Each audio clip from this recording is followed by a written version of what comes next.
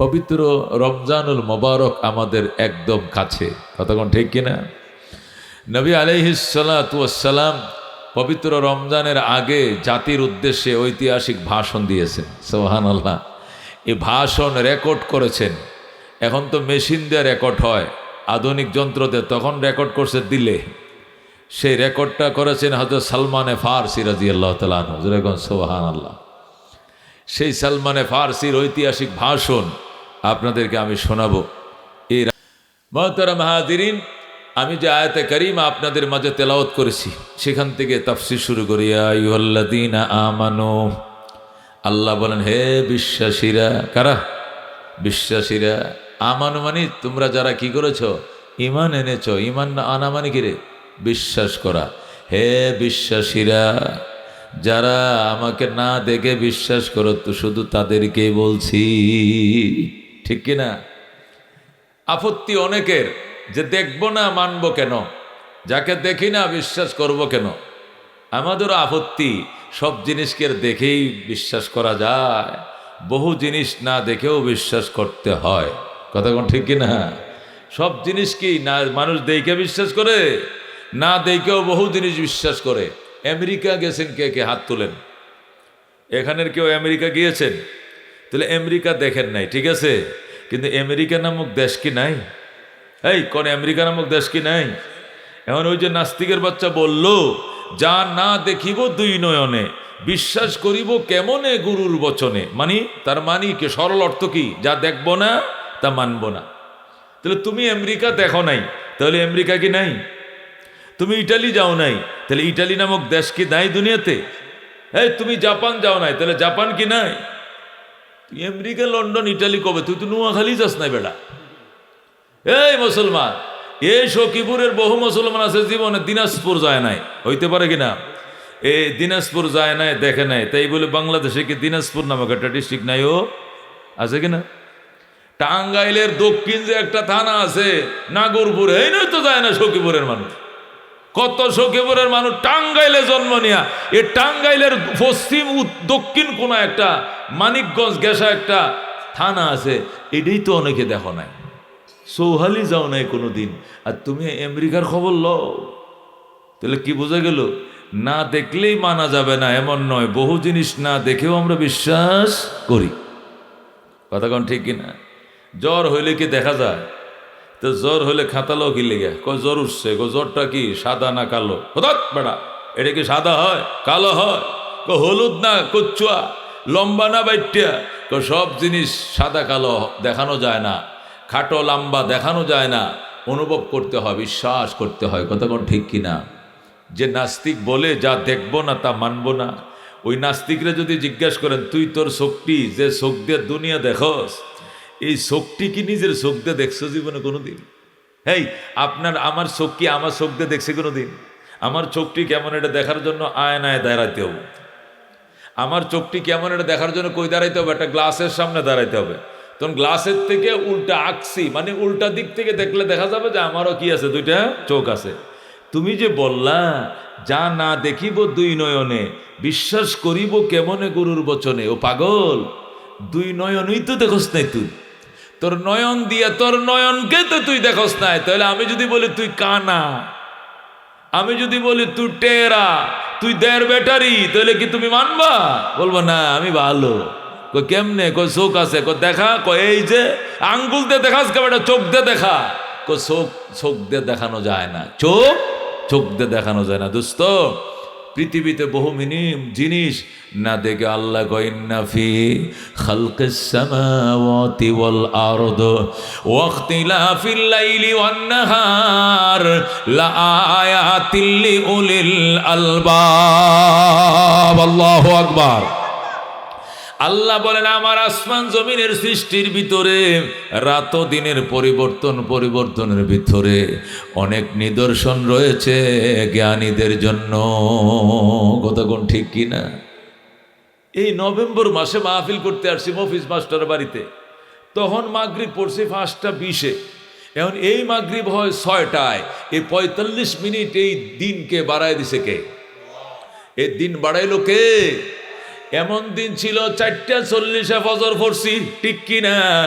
এখন ফজর হয় 6টা 10-এ, কথা কোন ঠিক কিনা? 4টা 40-এর ফজর, এখন 6টা 10 পর্যন্ত রাতকে লম্বা বানাইল কে? কে বানাইছে? ওকে বলে আল্লাহ। আল্লাহকে আমারে দেখোস না? যা দেখবি না তুই মানবি না। কেন দেখবি না? আমার সৃষ্টি দেখ। তাফাক্কারু ফি খালকিল্লাহ ওয়ালা তাতাফাক্কারু ফিল্লাহ। আমার নিয়ে গবেষণা করা লাগতো না, আমার সৃষ্টি নিয়ে গবেষণা করো। আমার সৃষ্টির ভিতরে আমি স্রষ্টাকে খুঁজে পাইবা। কথা কোন ঠিক কিনা? সৃষ্টি নিয়ে গবেষণা করো, স্রষ্টা পাইবা। এই জন্য দুস্থ, যা না দেখিব দুই নয়নে বিশ্বাস করিব কেমনে গরুর বচনে। এই কথাগুলো কিছু কপাল পোড়া সন্তানরা বলে, এরা হতবাগারা বলে, কমিউনিস্ট নাস্তিকরা বলে।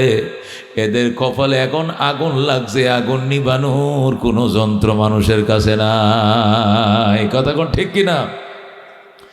এই জন্য দুস্থ ইমানদার আছে ইমান। আল্লাহ কয়া আইয়ুহাল্লাযীনা আমানু, ওরে বিশ্বাসীরা যারা ইমান এনেছো, আমি তোমাদেরকে বলছি কুতিবা আলাইকুমুস সিয়াম, তোমাদের উপরে রোজা ফরজ করা হলো। কি করা হলো?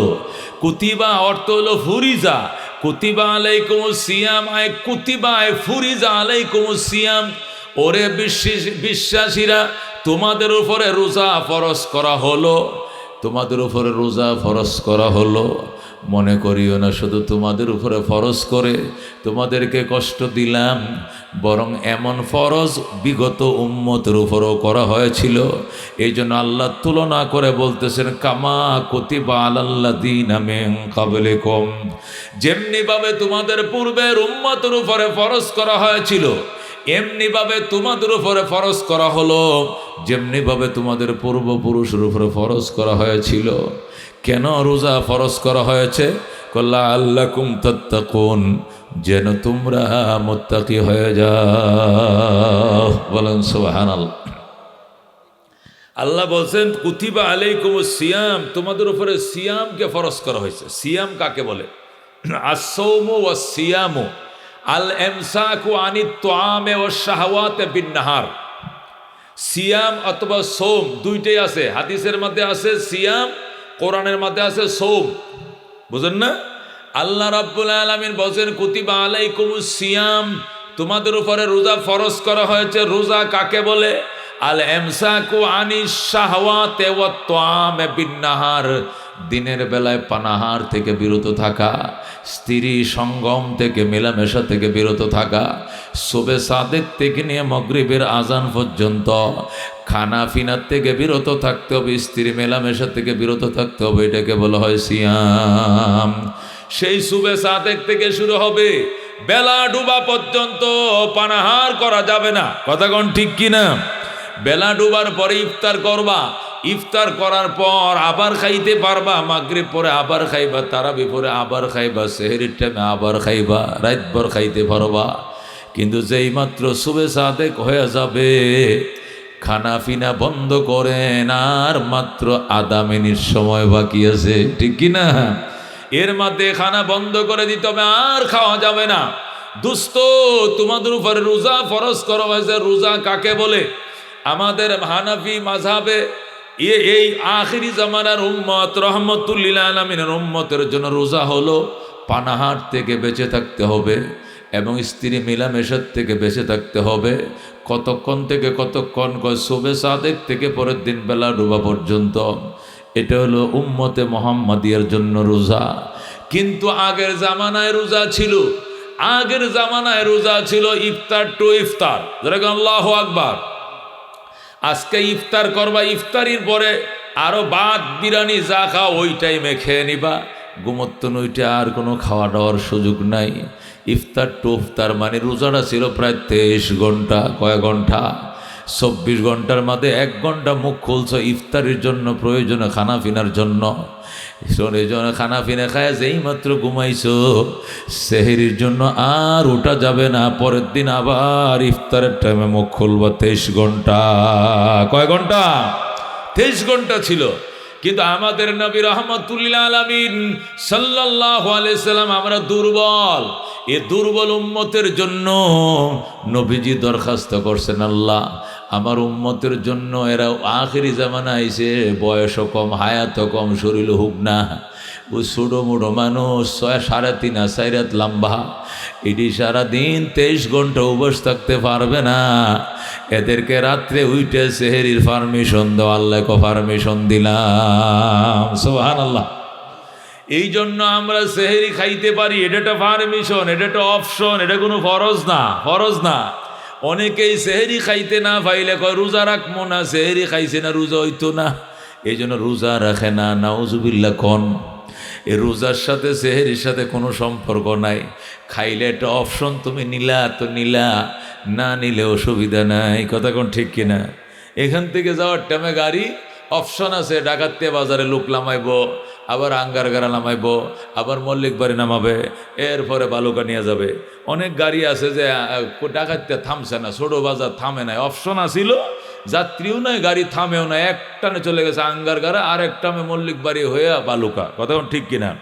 অপশন আছে, দাঁড়াইতেও পারে নাও দাঁড়াইতে পারে, কিন্তু এখানে দাঁড়ানো কোনো জরুরি নয়। সেহরি এটা অপশন। দুর্বল উম্মতের জন্য নবী অপশন রাখছেন। নবী বলছেন তাসাহারু, সেহরি খাইও, ফাইন্না ফিস সুহুরে বারাকাতান, সেহরি খাওয়ার মধ্যে বরকত আছে, স্বাস্থ্য ভালো থাকবে, মন মানসিকতা ভালো থাকবে, ইমানের পাওয়ারও থাকবে। এই জন্য মাঝরাত্রে উইটা খাইও, সেহরি খাওয়া সুন্নত। কিন্তু তার মানে এই নয় সেহরি না খাইলে রোজা হবে না, এমনটা নয়। সেহরি খাইছো আর না খাইছো, নিয়ত করছো, 1 গ্লাস পানিও যদি খাওয়ার সময় না পাও, হুদা নিয়ত করে ফালাইবা, রোজায় কোনো অসুবিধা হবে না, ঠিক কিনা? রোজা রাখা এটা ইমানের ব্যাপার। সেহরি খাইলেও যেরকম শরীর ছিল, যেদিন সেহরি খাওয়ার জন্য উঠতে পারো না, আজান দিছে পরে উঠছো, দেখবা এমনই লাগে, হালকা কোনো ক্লান্তি লাগে না। কথা কোন ঠিক কিনা? মাঝে মধ্যে আমাদেরও হয়, সেহরির আগে আজানটা দিয়ে দিছে, হয়তোবা আমরাও খেতে পারি নাই, বউ বাচ্চা নিয়ে একসাথে নিয়ত শুধু করছি, পানি খাওয়ারও টাইম পাই নাই, এমনও কোনো বছর 2-1 দিন হইতেই পারে। দোস্তরে এতে কোনো রোজা ভাঙ্গা যাবে না, ভাঙ্গা যাবে না, খবরদার খবরদার। সেহরির সাথে রোজার কোনো সম্পর্ক নাই। রোজা রাখছো, নিয়ত করে ফালাইবা, রোজা, তারাবি, সেহরি, ইফতার সব ঠিক আছে, তবে সেহরি কেউ খেতে না পারলে অসুবিধা নাই, রোজা তোমাকে রাখতেই হবে। বিনা ওজরে একটা রোজা তুমি যদি কাজা করো দোস্ত, 60টা দিবা কাফারা, একটা দিবা কাজা, কাজা কাফারা মিললে হবে 61টা। 61টা রোজা রাখলেও রমজান মাসের রোজার বরকত পাইবা না। যেরকম আল্লাহু আকবার। খামখেয়ালি করে একটা রোজা তুমি ভাঙছো, এর জন্য একটা রোজার জন্য একটা দিতে হবে কাজা, 60টার দিব কাফারা। কাফারা মানে জরিমানা। এরপরেও রমজান মাসে রোজার যে বরকত, এটা ফাইতানা রে দোস্ত, ফাইতানা। এই জন্য খবরদার রোজা ভাঙবা না। আল্লাহ কো হে ইমানদারেরা, ইমানওয়ালাদেরকে বলছি, বেঈমানদেরকে বলছি না। বেঈমানের জন্য রোজা বড় কঠিন। বিড়ি খাইতে বইবে, সিগারেট খাইতে হবে, আমার গ্যাস্ট্রিক, আমার আমস্যা, আমি রোজা রাখতাম না। উবাসতে কোনো আবাদত নাই, ফ্যাট ভরে খাও, এর পরে আবাদত করো। এই সমস্ত ভণ্ডর দল আছে। আল্লাহ তোদেরকে বলছি না, আমি আনুগত্যশীল ইমানদারকে বলছি। কথা কোন ঠিক কিনা? তোমাদের উপরে রোজা ফরজ করা হলো, কামা কুতিবা আলাল্লাযীনা মিন ক্বাবলিকুম, যেমনি ভাবে তোমাদের পূর্বের উম্মতের উপরে ফরজ করা হয়েছিল। আল্লাহ তুলনা করছেন, শুধু তোমাদের উপরে ফরজ করি নাই। তোমরা বলতে পারো আল্লাহ এ উবাস থাকার মতো ইবাদত এটা খালি আমগুরে দিলেন, অন্য কোনো উম্মতরে দেন নাই। আল্লাহকে দিছি, যেমনি ভাবে পূর্বের উম্মতের উপরে ফরজ করা হয়েছিল, তেমনি ভাবে তোমাদের উপর ফরজ করা হয়েছে। তারা যদি পারে, কেন তোমরা পারবা না? 10 মিলে করি কাজ, হারি জিতি নাহিলা, ঠিক কিনা? তারা যদি পারে, তোমরা পারবা না কেন? এই জন্য আল্লাহ কথাটা তুলনা করে বলছেন, যেমনি ভাবে পূর্বের উম্মতের উপর ফরজ করা ছিল। এই কথাটা বলার উদ্দেশ্য হলো এই যে কোনো জিনিস 10 মিলে করলে এটা কঠিন হইলেও বোঝাটা কি হয়ে যায়, হালকা হয়ে যায়। কথা কোন ঠিক কিনা? আরবিতে একটা প্রবাদ আছে, আরবিতে কি আছে? একটা প্রবাদ আছে, ইজা আম্মাতিল বালায়া খাফফাত। ইজা আম্মাতিল বালায়া খাফাত, আরবি একটা প্রবাদ আছে, বিপদ যখন একসাথে অনেকের উপরে আসে তখন বিপদ হালকা হয়ে যায়। কথাটা বুঝেন না? এই সখীপুরে আওয়ামী লীগের না হইলেও 2000 লোকের নামে মামলা হয়েছে, কথা ঠিক কিনা? এখন হেরা কয় মামলা যেহেতু হয়েছে আমার একা তো আর হয় নাই, আরো 10 জনের নামে 2000 লোকের নামে হয়েছে, তো হেগোর যে অবস্থা আমার একই অবস্থা, চিন্তা করে লাভ নাই, এটা হালকা হয়ে গেছে। আজ যদি গোটা সখীপুরের মধ্যে খালি একজনের নামে দিত, মনে করেন এর ফেসার তো 180 নিচে নামলয় না, যতই ট্যাবলেট খাও ফেসার নামবেই না নিচে। কারণ কি? এই বিপদ শুধু একা তার, আর কেউ এই বিপদে পড়ে নাই। তাহলে মনে করেন সাধু এই ফাফি বন্দা একাই পড়ছে বেকায়দার মধ্যে। কিন্তু ইজা আম্মাতিল বালায়া, বিপদ যখন ব্যাপক রূপ ধারণ করে, খাফাত, বিপদ হালকা হয়ে যায়। করোনা আইছে, গোটা দেশ করোনায় ডেকে গেছে। তখন মানুষ কিছুদিন ডরায় ডরায় পরে আর মাস্কও ব্যবহার করে না, কিচ্ছু না, কথা দাবরামু দৌড়ামু, কাম করি কাজ করি, বাঁচলে বাঁচু নাইলে মরমু। সবারই হইতেছে, আমারও হইলেও তো হবো, আর কি আর করমু। এই জন্য দোস্ত আল্লাহ তুলনা করে বলছেন, তারা যদি পারে তুমি কেন পারবা না? তারা রোজা রাখতে পারে তুমি কেন পারবা না? ওনাদের উপরে ফরজ করা হয়েছিল, তোমার উপরও ফরজ করা হয়েছে। এখন প্রশ্ন, আগের উম্মতের উপরে কেমনে ফরজ করা হয়েছিল এটা জানতে হবে। আদম আলাইহিস সালাম থেকে নিয়ে হযরতে শীস আলাইহিস সালাম পর্যন্ত ওই সময় ফরজ ছিল আইয়ামে বীজের 3টে রোজা ফরজ ছিল। কয়টা রোজা? আদম আলাইহিস সালাম থেকে নিয়ে শীস আলাইহিস সালাম পর্যন্ত, কয় কি, হ্যাঁ, আদম থেকে শীস আলাইহিস সালাম পর্যন্ত 2500 বছর রোজা ফরজ ছিল আইয়ামে বীজের রোজা। আইয়ামে বীজ মানে পূর্ণিমার চাঁদ যখন আকাশে থাকবে ওই 3 দিন রোজা রাখতে হবে। সন্ধ্যার সময় খাইয়া ইফতারটা খাবেন, পরের দিন সন্ধ্যায় কি করবেন, আবার ইফতার করবেন, মাঝখানে কোনো সেহেরি নাই। 3 দিন। প্রতি মাসে কয় দিন? যেরকম কয় দিন? এটাকে সিয়ামে আইয়ামে বীজ বলা হয়। সাদা চাঁদের দিনের রোজা মানে পূর্ণিমার চাঁদের দিনে কি রোজা, যখন আকাশটা ধবধবা সাদা থাকে রাত্রিবেলায়। এটা কোন সময়? পূর্ণিমার রাত্রগুলো। কতক্ষণ ঠিক কিনা? তাহলে আদম থেকে শীস আলাইহিস সালাম পর্যন্ত রোজা ছিল আইয়ামে বীজের 3টে রোজা। পূর্ণিমার চাঁদের মধ্যে 3 দিন রোজা রাখা এটা ফরজ ছিল। হযরতে নূহ আলাইহিস সালাম থেকে নিয়ে আমাদের একদম ইব্রাহিম আলাইহিস সালাম পর্যন্ত রোজা ফরজ ছিল রে দোস্ত। মুহররমের 10 তারিখ, জোরে কোন সুবহানাল্লাহ। হযরতে মূসা আলাইহিস সালামের উম্মতের উপরে, ঈসা আলাইহিস সালাম উম্মতের উপরে, মূসা নবী আলাইহিস সালাতু ওয়াস সালাম এই পর্যন্ত এইদিকে এক হিসাব, মূসার থেকে পিছন থেকে নিয়ে ইব্রাহিম আলাইহিস সালাম থেকে হযরতে মূসা আলাইহিস সালাম পর্যন্ত 1300 বছর। এই 1300 বছর রোজা ছিল। আল্লাহু আকবার। জিলহজ মাসের 10 দিন। কয় দিন? জিলহজ মাসের চাঁদ, যেটা কুরবানি চাঁদ, যেটা আমরা 10 তারিখ কি করি, কুরবানি করি। জিলহজের চাঁদ ওঠার 1 তারিখ থেকে রোজা শুরু হবে, 10 তারিখ নিয়ে রোজা শেষ করতে হবে। এটা হযরতে ইব্রাহিম আলাইহিস সালামের উম্মতের উপরে ফরজ ছিল 1300 বছর। তাহলে আদম আলাইহিস সালামের উম্মতের উপরে ফরজ ছিল আইয়ামে বীজের রোজা, পূর্ণিমার চাঁদের টাইমে রোজা রাখা। হযরতে ইব্রাহিম আলাইহিস সালামের জামানায় রোজা ফরজ ছিল। কোন রোজা? বলেন কি রোজা? ইব্রাহিম আলাইহিস সালামের জামানায়, আল্লাহু আকবার, রোজা ফরজ ছিল জিলহজ মাসের 10 দিনের রোজা। এরপরে মূসা নবী থেকে নিয়ে আমাদের নবী মদিনায় হিজরত করা পর্যন্ত এই টানা 3500 বছর পর্যন্ত রোজা ছিল মুহররমের 10 তারিখের রোজা। মূসা আলাইহিস সালাম থেকে আমাদের নবী ঈসা আলাইহিস সালাম সহ আমাদের নবী মদিনায় হিজরত করার আগ পর্যন্ত মুহররমের 10 তারিখের রোজা ফরজ ছিল। আল্লাহ তাআলা এই 10 তারিখ বিভিন্ন ইতিহাস ঘটাইছেন। আসমান বানাইছেন, জান্নাত বানাইছেন, নূহ নবীরে মুক্তি দিছেন, ইউনুস নবীরে বল মাছের পেট থেকে মুক্তি দিছেন, ঈসা আলাইহিস সালামকে আকাশে উঠাইছেন।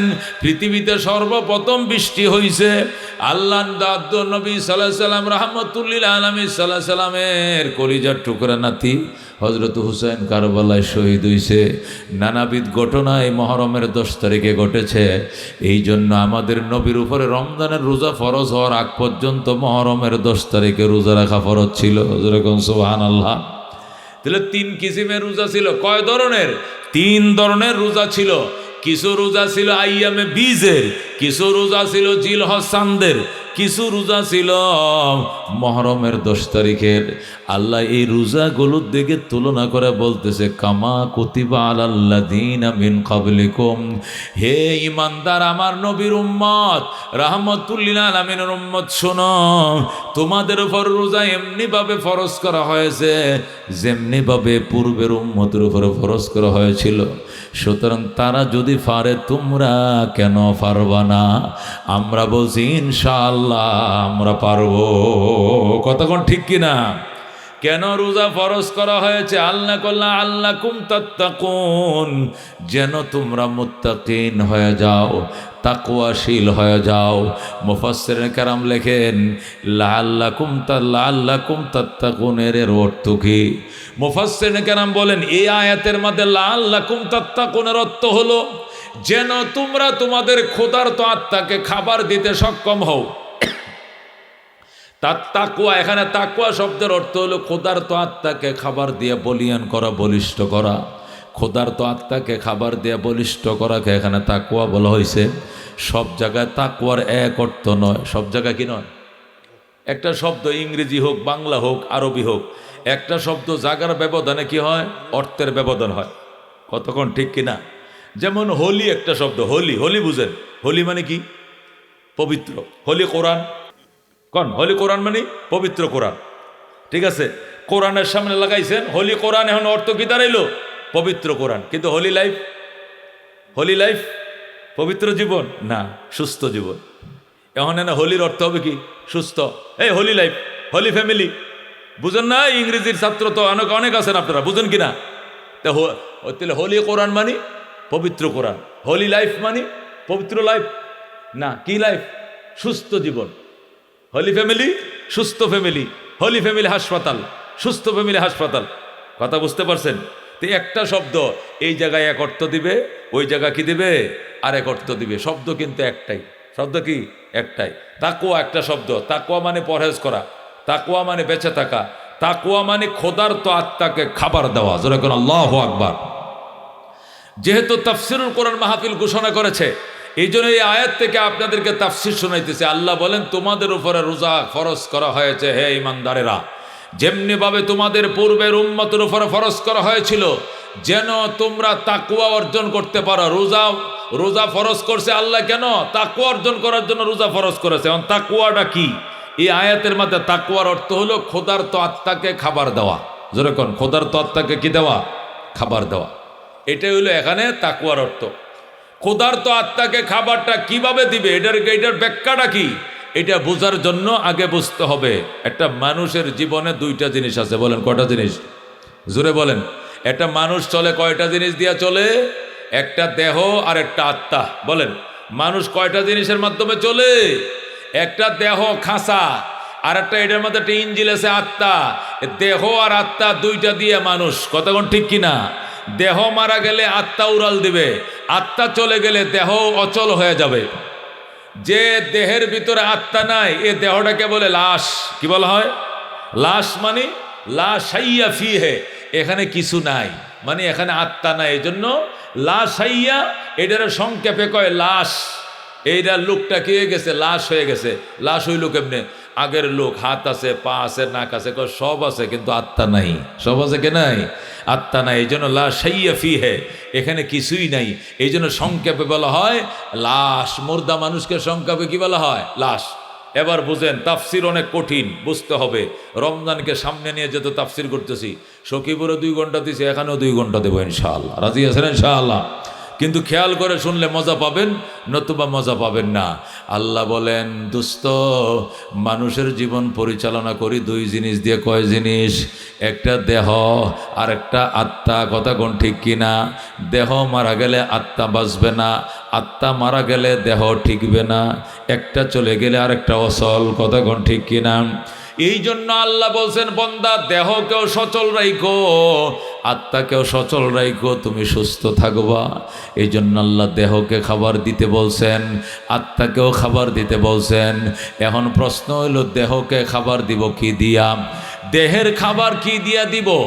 দেহের খাবার কি দিয়া দিব এটা বোঝার জন্য আগে বুঝতে হবে দেহ কাকে বলে। আল্লাহ দেহ কি দিয়ে বানাইছে? আল্লাহ দেহ বানাইছে 3 জিনিস দিয়া। কি জিনিস? কয় জিনিস দিয়ে? আগুন, পানি, মাটি, বাতাস, 4 জিনিস। দেহ বানাইছে কয় জিনিস দিয়ে? আল্লাহ দেহ কয় জিনিস দিয়ে বানাইছে? আগুন, পানি, মাটি, বাতাস, এই 4 আইটেম দিয়ে আল্লাহ কি বানাইছে? দেহ বানাইছে। আগুন, পানি, মাটি, বাতাস, কয় জিনিস দিয়ে দেহ বানাইছে আল্লাহ? 4 জিনিস দেয়া। আল্লাহ 4 জিনিস দিয়ে দেহ বানাইছে। আর বলছে দেহ যেহেতু 4 আইটেম দিয়ে বানাইছি, ওই 4 আইটেম দিয়ে দেহকে তুমি খাবার দাও। 4 আইটেম দিয়ে খাবার দাও। এই জন্য আমরা আগুনে সিদ্ধ করা খাবার দেহরে দেই। কথা কোন ঠিক কিনা? যা খাই সব আগুনে সিদ্ধ করা। কথা কোন ঠিক কিনা? পানি তো সরাসরি পান করি, ঠিক কিনা? মাটির থেকে উদ্ভিদ সব আমরা খাই। মাটির ফল, মাটির ফুল, মাটির ফল, মাটির ফুল, ফ্রুট, কলা, আপেল, নাশপাতি, বেদানা মাটিতে হয়। কথা কোন ঠিক কিনা? তাহলে আগুন, পানি, মাটি, বাতাস, এই 4 আইটেম দিয়ে আল্লাহ দেহ বানাইছে। এই 4 আইটেম দিয়ে দেহকে খাবার দিতে হবে। আগুনের তৈরি জিনিস আমরা দেহকে দেই, মাটির তৈরি জিনিস আমরা দেহকে দেই। ও দুস্থ, পানি সরাসরি পান করি, বাতাস থেকে আমরা অক্সিজেন নেই। কি নেই? অক্সিজেন নেই। যে 4 আইটেম দিয়ে আল্লাহ দেহ বানাইছে, ওই 4 আইটেম দিয়ে আল্লাহ দেহের খাবার তৈরি করেছে। কথা কোন ঠিক কিনা? এই দেহর সাথে আরেকটা সহোদর ভাই আছে, এর নাম হলো আত্মা। কি বলেন? আত্মা। ওই আত্মাকেও খাবার দিতে হবে দুস্তরে। ওই আত্মা, আল্লাহু আকবার। খাবার কি? আগে বুঝতে হবে আত্মা কি জিনিস। আল্লাহু আকবার। দেহর খাবার কি এটা বোঝার জন্য যেরকম বলছি, দেহ কি দিয়ে বানাইছে, দেহ কি জিনিস? আগুন, পানি, মাটি, বাতাস, ওই 4 জিনিসের মিশ্রণের নাম হলো দেহ। আল্লাহ আগুন, পানি, মাটি, বাতাস, এই 4 আইটেম দিয়ে দেহরে খাবারও দিচ্ছে আমার আল্লাহ। কথা কোন ঠিক কিনা? এই দেহর খাবার আবার 2 প্রকার। আগুন, পানি, মাটি, বাতাস দিয়ে দেহ বানাইছে। আগুন, পানি, মাটি, বাতাসের আইটেম দিয়ে দেহকে আল্লাহ খাবারও দিচ্ছে। এই দেহের খাবার আবার 2 প্রকার। বলেন কয় প্রকার? এই দেহের কিছু খাবার হইল দেহকে ডেলি দিতে হয়, আর কিছু খাবার হলো দেহকে ডেলি দেওয়া যায় না, যখন যেটা পাওয়া যায় দিতে হয়।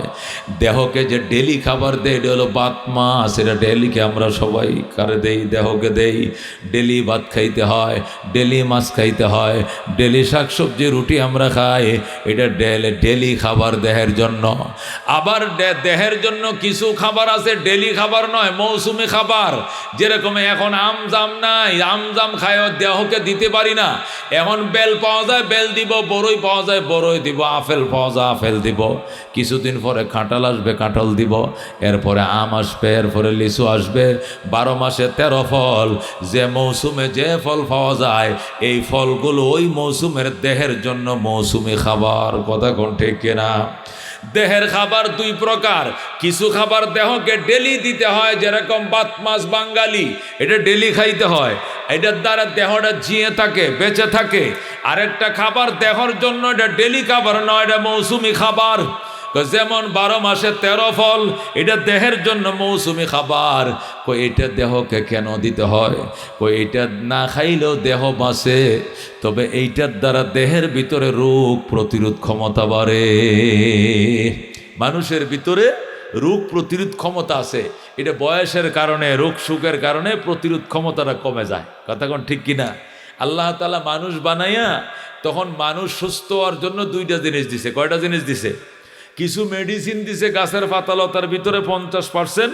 এইগুলো রিসার্চ করে এটা মেডিসিন ইউজ করলে সে সুস্থ হবে, এটা হলো 50%। আর 50% মেডিসিন আল্লাহ দেহের ভিতরে এমনিই রাইকে দিছে। এমনি দেহের ভিতরে মেডিসিন, অ্যান্টিবায়োটিক 50% এমনি আছে, শরীরের ভিতরে আছে। আর 50% হলো মেডিসিনের দোকানে পাওয়া যায়। 2টা মিললে 100 হয়। যেরকম আল্লাহু আকবার। উলামায়ে কেরাম যখন কোরআনের তাফসির লেখা শুরু করে, তখন বুঝে আসে যে এরা কত বড় দার্শনিক, কত বড় বৈজ্ঞানিক। কোরআনের তাফসির পড়লে মাথা আউলিয়া যায় যে এত ব্রেন এরা পাইছে কই। কোরআনের ব্যাখ্যা দেখুন, কোরআনের কুতিবা আলাইকুমুস সিয়ামের তাফসির করতেছে, বলতেছে দেহের খাবার মানুষ খায়, এটা আবার 2 প্রকার। কয় প্রকার? কিছু খাবার দেহের জন্য ডেলি খাবার, যেটা ডেলি খাইতে হয়, যেরকম ভাত মাছ আমরা ডেলি খাই, রুটি সবজি ডেলি খাই ডায়াবেটিসওয়ালারা, এটা দেহকে জিয়ে রাখার জন্য, বাঁচিয়ে রাখার জন্য। আর কিছু খাবার আছে মৌসুমি খাবার, এটা দেহকে জিয়ে রাখার জন্য খায় না, এটা দেহের ভিতরে যে প্রতিরোধ ক্ষমতাটা আছে এই প্রতিরোধ ক্ষমতাটা বাড়ানোর জন্য খায়। কথা কোন ঠিক কিনা? মানুষের ভিতরে প্রতিরোধ ক্ষমতা আছে। মুফাসসিরে কেরাম লেখেন, আল্লাহ তাআলা যখন মানুষ বানাইলেন, বানানোর পরে অ্যান্টিবায়োটিক 50% তার শরীরের মধ্যে আল্লাহ নিজেই দিয়ে রাখছে, আর 50% হলো গাছের লতা পাতার মধ্যে দিছে। ওই লতা পাতার উপরে রিসার্চ করে তারা মেডিসিন অ্যান্টিবায়োটিক তৈরি করছে, ফার্মেসিতে বেছে। এটা হলো 50, আর 50% দেহের ভিতরে আছে। দুইটা একত্রিত হইলে 100 হয়, তখন রোগীটা সুস্থ হয়। কথাটা বুঝতে পারছেন? অর্থাৎ আপনি বুঝেন, আপনি যদি মনে করেন দাও দিয়া তরকারি কুটতেছেন, তরকারি কুটতে গিয়ে আঙ্গুল কাইটে লাইছেন, কি করছেন? অনেকটা আঙ্গুল কাটছে, রক্ত বাইর হয়েছে, তখন আপনার জন্য দুইটা কাজ। একটা কাজ হলো এটাকে ব্যান্ডেজ করেন অথবা তেনাতে বাঁধতে রাখেন। 2 নম্বর হলো আপনি ওষুধ খান। কতক্ষণ ঠিক কিনা? আপনি বাঁধতে রাখিয়া যদি ওষুধ না খান তাহলে এই গা শুকাবে, তবে সময় নেবে বেশি। কতক্ষণ ঠিক কিনা? এটা যদি কাটছে হাতে, এটা যদি আপনি তেনাতে পেঁচায় রাখেন কতদিন? 15 দিন। তো 15 দিন পরে দেখবেন এটা শুকানো শুরু হয়ে গেছে, কারণ ওষুধ খান নাই তো, এটা শুকাবে 15 দিনে। কিন্তু যদি ওষুধ খান, অ্যান্টিবায়োটিক খান, তখন এটা 1 সপ্তাহ শুকায়া যাবে। ঔষধে টানবে 7 দিন, আর ভিতরের মেডিসিনে টানবে 7 দিন, দুইটা মিললে 14 দিন হয়ে যাবে। যেরকম সুবহানাল্লাহ। এখন মানুষের আমি আঙ্গুল কাটছি, কাইটে আমি আঙ্গুলটাকে তেনাতে পেঁচায় রাখছি, আমি তো ওষুধ খাই না, এটা সুস্থ হইলাম কিভাবে? এই গাটা শুকাইলো কিভাবে? বোঝা গেল আল্লাহ শরীরের ভিতরে অ্যান্টিবায়োটিক কি করছে? ঢুকায় রাখছে। এটার পরিমাণ 50%, 50%। আর 50% মেডিকেল থেকে ওষুধ কিনে আমাকে সকাল বিকাল অ্যান্টিবায়োটিক 2 টাইম আমাকে খাইতে হবে, সেপত্রি খাইতে হবে, নাহলে ফ্লক্স খাইতে হবে, আরও কি কি ডাক্তাররা যে ওষুধগুলো দিবে এই শুকানোর জন্য আমার খেতে হবে। আর যদি আমি না খাই, ডায়াবেটিস না থাকে, তাহলে আমি এমনি পেঁচায় রাখলেও ওই কাটা আঙ্গুল ভালো হবে। 1 সপ্তাহ ভালো হয়তো আমি ওষুধ খাইলে, এটা 15 দিনে ভালো হবে। আমার কত হলো? 15 দিন না, 1 মাসেই ভালো হইলো। কিন্তু 1 মাসে ভালো হইলো কেমনে? আমি তো ওষুধ খাই নাই। ওষুধ তো সব মেডিকেলে আল্লাহ রাখছে না, কিছু ওষুধ আল্লাহ দেহের ভিতরে দিয়ে রাখছে। যেরকম সুবহানাল্লাহ। এখন না বিজ্ঞান উন্নতি করছে, ওষুধ রিসার্চ করছে, একেবারে বড়া ওষুধ পাওয়া যায়। এমন কোনো ওষুধ নাই যে ফার্মেসিতে নাই। এমন দিন ছিল কোনো ঔষধ বাজারে পাওয়া যাইতো না, তখনও তো হাত কাটতো, সুস্থ হইতো কি দিয়া? ওই শরীরে দেওয়ার মেডিসিন দিয়া সুস্থ হয়ে যাইতো। যেরকম সুবহানাল্লাহ। এ দুস্থ মানুষের ভিতরে রোগ প্রতিরোধ ক্ষমতা দিয়ে রাখছে আল্লাহ। এই প্রতিরোধ ক্ষমতার বলে সে সুস্থ হয়ে যায়। ওষুধ না খাইলেও তার হাতের কাটা গা শুকায়া যায়, কারণ শরীরের ভিতরে যে প্রতিরোধ ক্ষমতা আছে এই ক্ষমতা বলে সে সুস্থ হয়ে যায়। এই প্রতিরোধ ক্ষমতাটা বয়সের বাড়ে, ডায়াবেটিসের কারণে, নানা রোগের কারণে প্রতিরোধ ক্ষমতাটা 50 থেকে নাইমে 25 আয় পড়ে, 30 আয় পড়ে, 20 আইসে পড়ে। এই জন্য ডাক্তার বলে মৌসুমি ফল খাইবেন, 1 পা দুধ খাইবেন, একটা দেশি মুরগির ডিম খাইবেন, একটা আপেল খাইবেন, একটা মালটা খাইবেন, প্রতিরোধ ক্ষমতা বাড়বে। ঠিক কিনা? একটা রুগীকে হাসপাতাল থেকে আপনি রিলিজ করলে ডাক্তার 1 পৃষ্ঠায় লেখে ঔষধ, আর 1 পৃষ্ঠা লেখে হত্য। কতক্ষণ ঠিক কিনা? এই পৃষ্ঠায় লেখছে এই ওষুধটা দিনে 3 বার, 2 নম্বর ওষুধটা দিনে 2 বার, 3 নম্বর ওষুধটা দিনে 1 বার, আরেকটা ওষুধ 24 ঘন্টা 1 বার, আরেকটা ওষুধ সপ্তাহে 1 বার, আরেকটা 15 দিনে 1 বার। এটি হলো 1 পৃষ্ঠা লেখছে ওষুধ। অপর পৃষ্ঠা লেখছে দুধ খাইবেন ½ কেজি, ডিম খাইবেন 1টা, মালটা 1টা, লেবুর রস খাইবেন। স্যার ওষুধ লেখছেন ঠিক আছে বুঝলাম, কিন্তু হত্য লেখছেন কি কারণে? এটাও লাগবো, এটাও একটা শক্তি, সারা প্রতিরোধ ক্ষমতা বাড়বে না। কথা কোন ঠিক কিনা? এ দুস্থ মুফাসসিরিন কেরাম বলেন, মানুষ যে দেহরে খাবার দেয়, এই খাবারটা 2 প্রকার। একটা খাবার দেহকে দেয় দেহকে বাঁচিয়ে রাখার জন্য, আর একটা খাবার দেহকে দেয় দেহের ভিতরে প্রতিরোধ ক্ষমতা বাড়ার জন্য। যে ডালা খাবারটা ডেলি খায়, মাছ গোস্ত তরি তরকারি, এটা দেহকে জিয়ে রাখার জন্য। আর মৌসুমি ফলমূল যেগুলো দেহরে খাওয়ায়, এটা হলো প্রতিরোধ ক্ষমতা বাড়ানোর জন্য। যেরকম সুবহানাল্লাহ। আল্লাহ বলছেন তোমার দেহ আত্মা দুইটার সমন্বয় তুমি বেঁচে থাকবা, এই জন্য দেহরে খাবার দাও। দেহর খাবার কি বুঝলাম, কয় প্রকার বুঝলাম, আত্মারে খাবার দাও। এখন প্রশ্ন হলো আত্মার খাবার কি? আত্মার খাবার কি এটা বোঝার আগে বুঝতে হবে আত্মা কি জিনিস। আত্মা আল্লাহর হুকুমের নাম। বলে আত্মা কার নাম? আল্লাহ বলছেন ওয়াস আলুনা কানির রূহ কুলির রূহু মিন আমরি রাব্বি ওমা উতিতুম মিনাল ইলমি ইল্লা কালিলা। আল্লাহ বলেন ওয়াস আলুনা কানির রূহ, আমার বন্ধু মক্কার কাফেররা আপনার কাছে আত্মা সম্পর্কে জানতে চাবে। মোহাম্মদ আত্মা কাকে বলে? আপনি পরিষ্কার বলে দেন কুলির রূহু মিন আমরি রাব্বি, আত্মা এটা আমার রবের একটা হুকুমের নাম। আত্মা আমার আল্লাহর হুকুমের নাম। আত্মা যেহেতু আল্লাহর হুকুমের নাম, আল্লাহ যে আইটেম দিয়ে যারে বানাইছে ওই আইটেম দিয়ে খাবার দেয়, সুতরাং আল্লাহর হুকুমের নাম যেহেতু আত্মা, আল্লাহর হুকুম পালন করায় আত্মার জন্য খাবার। ওই মুসলমান, আগে কি বলছিলাম? দেহ বানাইছে আগুন পানি মাটি বাতাস দিয়া। এই চার আইটেম দিয়ে দেহ বানাইছে, এই চার আইটেম দিয়েই দেহের খাদ্যর ব্যবস্থা আল্লাহ করতেছে। আগুন দিয়া পুরানো খাবার খায় দেহ, মাটির তৈরি জিনিস খায়, পানি পান করে, এরপরেও বাতাস থেকে অক্সিজেন নেয়। আগুন পানি মাটি বাতাস দিয়ে দেহ বানাইছে, আগুন পানি মাটি বাতাসের আইটেম দিয়ে দেহকে খাবার দিছে। কয় আল্লাহ হুকুম দিয়ে আত্মা বানাইছে, আল্লাহর হুকুম পালন করায় আত্মার খাবার। যেরকম সুবহানাল্লাহ। দোস্ত, আল্লাহর হুকুম পালন করাই কি আত্মার খাবার। নামাজ এটা আত্মার খাবার, রোজা এটা আত্মার খাবার। ডেলি তোমাকে দেহরে যেরকম খাবার দিতে হয়, না দিলে দেহ মরে যাবে। ডেলি তোমার আত্মাকে খাবার দিতে হবে, নতুবা তোমার আত্মা মারা যাবে। কথা কোন ঠিক কিনা? দোস্ত, আল্লাহ হুকুম দিয়ে আত্মা বানাইছে, হুকুম পালন করে আত্মার খাবার। দেহের খাবার যেরকম দুই প্রকার, আত্মার খাবারও দুই প্রকার। যেরকম সুবহানাল্লাহ। আত্মার কিছু খাবার আছে এটা আত্মাকে ডেলি দিতে হয়, নতুবা আত্মা বাঁচবে না। যেরকম ঈমান এটা আত্মার ডেলি খাবার, কোরআন তেলাওয়াত আত্মার ডেলি খাবার, নামাজ এটা আত্মার ডেলি খাবার, কোরআন তেলাওয়াত আত্মার ডেলি খাবার। ও বন্ধু, ডেলি খাবার না খাইলে যেরকম মানুষ বাঁচবে না, ঈমান কোরআন তেলাওয়াত না করলেও মানুষ বাঁচবে না। এই জন্য নবী বলছেন ইন্নাল্লাযী লাইসা ফি জাওফিহি শাইউম মিনাল কোরআন কাল বাইতিল খারিব। নবী বলছেন যে আত্মার ভিতরে কোরআন নাই, এটা বিরান ঘর। বিরান ঘর মানে এই ঘরে কোনো বাসিন্দা নাই। যে ঘরের ভিতরে কোরআন নাই, এটা এমন ঘরের মতো যে ঘরে কোনো বাসিন্দা নাই, মানে খালি ফেট। খালি ফেট এটা খালি বলা হয়েছে কেন? কোরআন তেলাওয়াত এটা আত্মার ডেলি খাবার। তুমি ডেলি 3 দিন যদি না খাও, যেমনে মারা যাইবা, 3 দিন কোরআন তেলাওয়াত না করলে তোমার আত্মা মারা যাবে। ডেলি ভাত না খাইলে তুমি যেমনে মারা যাও, ডেলি নামাজ না পড়লে তোমার আত্মা মারা যাবে, তোমার আত্মা মারা যাবে। এই জন্য নবী বলছেন যে জিকির করে তার আত্মা জিন্দা, যে জিকির করে না তার আত্মা মুর্দা। কেন বলছে? জিকির এটা আত্মার ডেলি খাবার। ভাত যেরকম তোমার দেহর ডেলি খাবার, 3 দিন ভাত না খাইলে যেরকম ময়ূরে ফুলিশ হয়ে যাবে, আগ করে বেটকায় থাকবা, 3 দিন জিকির না করলে তোমার আত্মাও মারা যাবে। এই জন্য নবী বলছেন যে আত্মায় জিকির নাই, আত্মা মুর্দা। যে আত্মা জিকির আছে ওই আত্মা জিন্দা। যেরকম আল্লাহু আকবার। এ দোস্ত, এই জন্য জিকির অত্যন্ত দামি জিনিস। জিকির মানে ঈমান, জিকির মানে আল্লাহ স্মরণ। জিকিরকারী বান্দা নিশ্চিত নিশ্চিত সে ঈমান নিয়ে কবরে যাবে। যেরকম আল্লাহু আকবার। জিকির করে আর লাভ হোক আর না হোক, একটা লাভ হবে, জিকিরকারী ব্যক্তি কোনো দিন বেঈমান হয়ে মরবে না।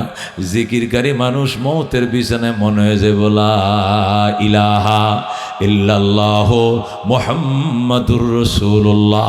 কারণ সেই তসবিহ সারা জীবন পড়ছে, এটা তাকে তালকিন করা লাগবে না, অটোমেটিক তার মুখ দিয়ে জারি হয়ে যাবে। কথা কোন ঠিক কিনা? হযরত রাবিয়ার কাজ ছিল জিকির জিকির জিকির। রাবিয়া বসরি তার মায়ের 4 নম্বর মেয়ে। তারা 4 বোন ছিল, ওয়াহেদা, সানিয়া, সালেসা, রাবিয়া। রাবিয়া মানে চতুর্থ। রাবিয়ার মার 4 নম্বর জিয়া ছিল রাবিয়া। ওই দেশে অভাব দেখা দিছিল।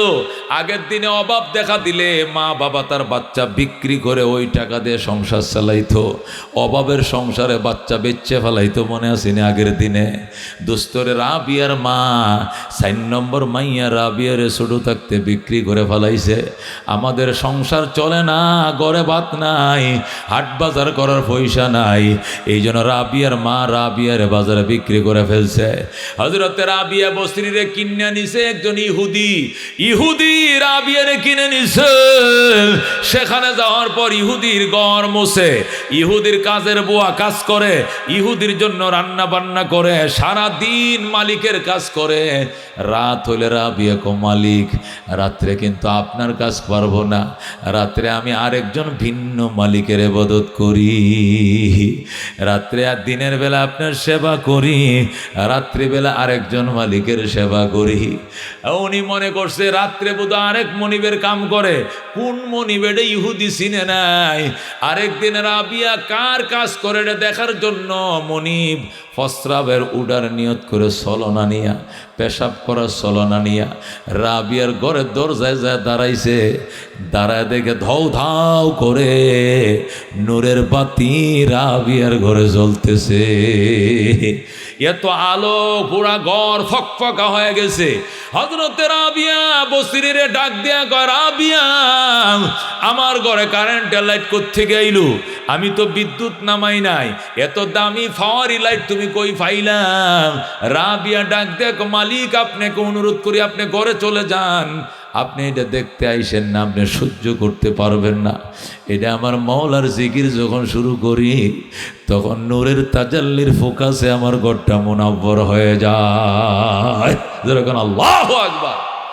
দোস্ত রাবিয়ার এই অবস্থা দেখা রাবিয়ার মনিব ডাক দিয়ে গজিরে, তোরে তো আগে চিনতে পারি নাই, তোরে আজাদ করে দিলাম, তুই কই যাইতে চাস?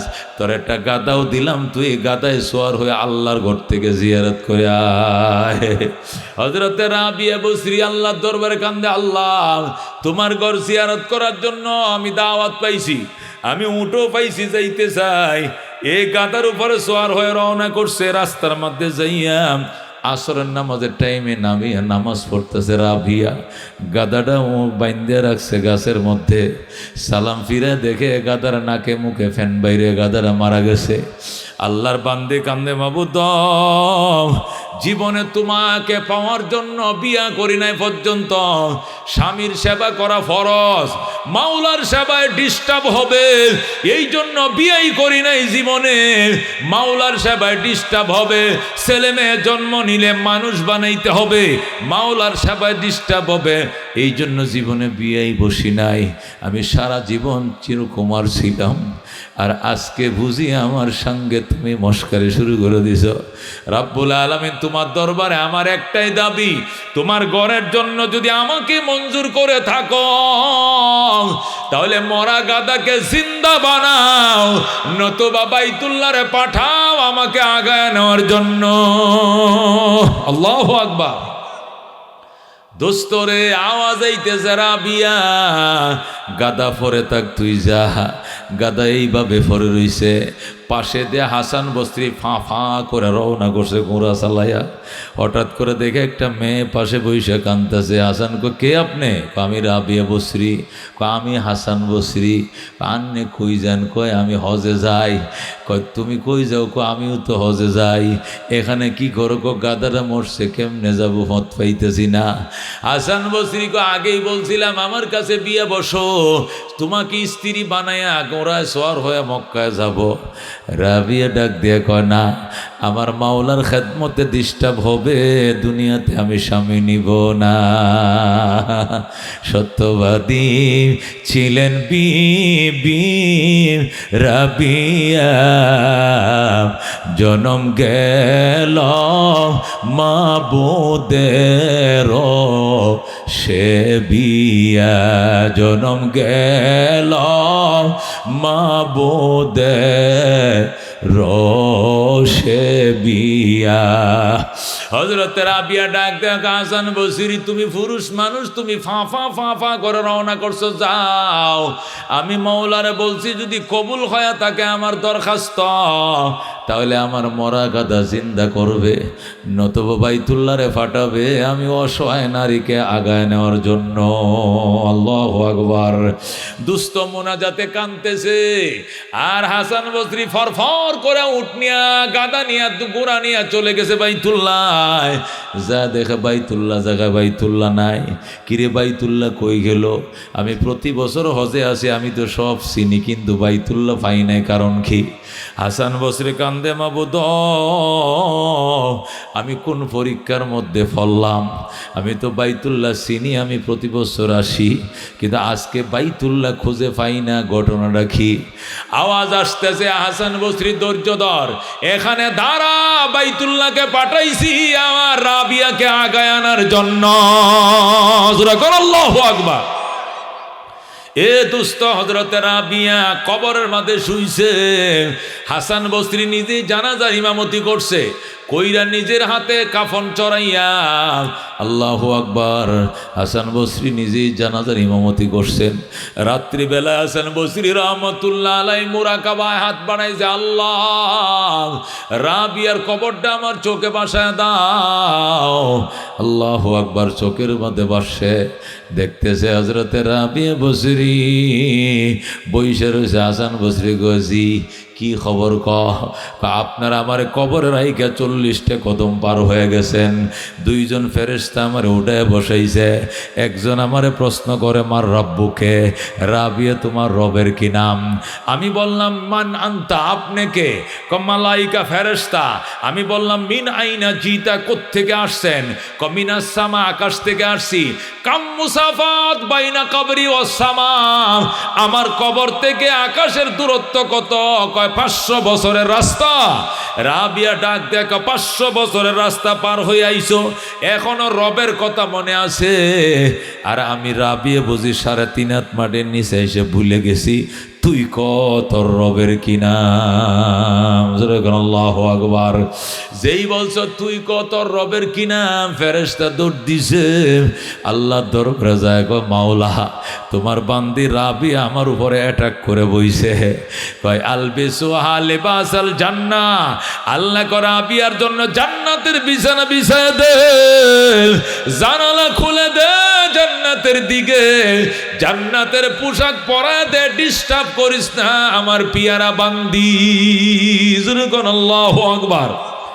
ও দোস্ত, জিকির এমন এক জিনিস, জিকির এমন এক জিনিস, জিকিরকারী বন্দা কোনোদিন বেঈমান হয়ে মরবে না। জিকিরকারী মানুষ যেদিন কবরে শুইবে, মৃত্যুর বিছানায় শুইবে, ওই দিন তালকিন করা লাগবে না। তালকিন মানে কি? কাছে বসে বসে লা ইলাহা ইল্লাল্লাহ জিকির করা, কিচ্ছু করা লাগতো না, শিখানো লাগবে না, শোনানো লাগবে না। এটা সে ঝাঁঝরা বানায় কলিজার মধ্যে ফিটিং করে ফেলায় রাখছে, ঠিক কি না? আল্লাহ পাকের জিকির দিয়ে কলিজাটাকে ফাউন্ডেশন করে রাখছেন, অটোমেটিক তার দিল থেকে বের হয়ে আসবে আশহাদু আল্লাহ ইলাহা ইল্লাল্লাহ ওয়া আশহাদু আন্না মুহাম্মাদান আবদুহু ওয়া রাসূলুহু। অটোমেটিক কালমা জারি হয়ে যাবে। কথা কোন ঠিক কিনা? এই জন্য দোস্ত, আল্লাহ নামাজ বেশি পড়ো, রোজা বেশি রাখো, হজ বেশি রাখো, বেশি রাখতে কয় নাই, নামাজ বেশি করতে কয় নাই, কিন্তু জিকির বেশি করতে বলছে। বলছে উযকুরুল্লাহ যিকরান কাসীরা, আমার বান্দা জিকির বেশি করিও। কারণ জিকির এটা কি জিনিস? জিকির মানে প্রিয়জনের স্মরণের আলামত, ঠিক কিনা? মান আহাব্বা শাইআন আকসারা যিকরা, যে যারে ভালোবাসে সে তারে বেশি আলোচনা করে। কথা কোন ঠিক কিনা? আপনি যে মেয়েটাকে ভালোবাসবেন, বন্ধু মহলে শুধু তার গল্প, তার চুলের সিটিটা এমন, নাকটা এমন, চুলটি এমন, কুকরা কুকরা চুল, দাঁতগুলো এমন, কথার ভঙ্গিমা এমন, মানে আমার মা শুকা এমন এমন, এটা সারাদিন শুধু মাহবুবের গল্পই করবা। আল্লাহ আমার যারা ভালোবাসে এরাও আমার গল্পই শুধু করবে, ঠিক কিনা? মজনুর কাছে তো লাইলার গল্প ছাড়া আর কিনু ভালো লাগবো? আর কিছু ভালো লাগবে? ও দোস্ত, মজনু শুধু লাইলা লাইলা লাইলা করে, লাইলার বাড়ির দুয়ারে বসে রইছে, লাইলার বাপে কয় আমার বাড়ির দোয়ারতে সর বেড়া এই নাইসুস কি লিগা কয় আইসিম লাইলার দেখার জন্য। গরিব হইতে পারে আমগো মান ইজ্জত আছে, আমগোর মায়া ঘরের বাহিরে যায় না। না আহ কুত্তা তো যাইব আপনাদের ঘরের দরে।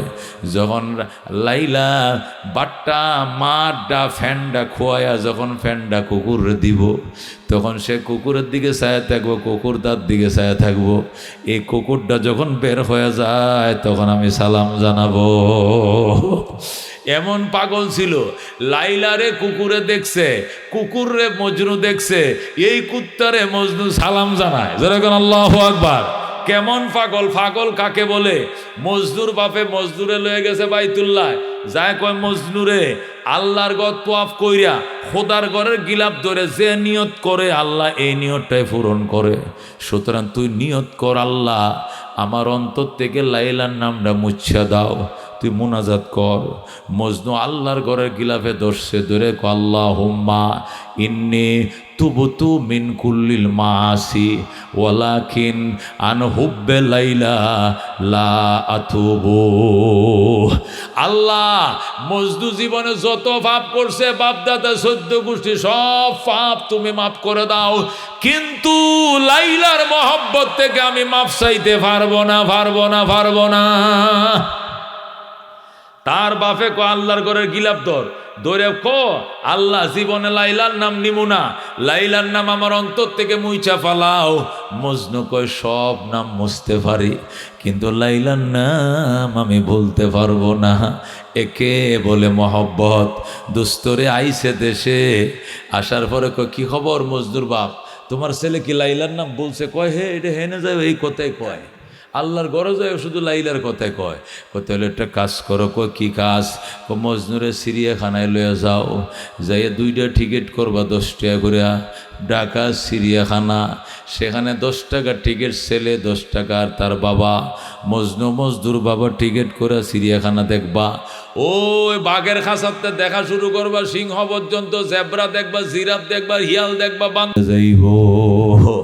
মজনুর বাপে কয় কত পানি ভরায় খাওয়াইলাম, কত তাবিজ খাওয়াইলাম, কাজ হয় না, দেখি এইটাও খাওয়াইয়া দেখে চিড়িয়াখানায় গেছে মজনু এবং মজনুর বাবা। 2 জন চিড়িয়াখানায় টিকিট কেটে ভিতরে ঢুকছে। ঢুকে সব খাঁচা ঘুরে ঘুরে দেখছে, জিরাফ দেখছে, জেব্রা দেখছে, গাধা দেখছে, খচ্চর দেখছে, জলস্থি দেখছে, বান্দর দেখছে, সব দেখে সর্বশেষ গেছে হরিণের খাঁচা। মজনুর বাপে কো দেখ ফুত কত সুন্দর হরিণ। মজনু কয় হ্যাঁ বাবা, একবার লাইলার মতো সুন্দর দেখা যায়। তোরে কে লাইলার নাম কইতে কইছিলাম, তুই লাইলার কত কসকিল লেখা।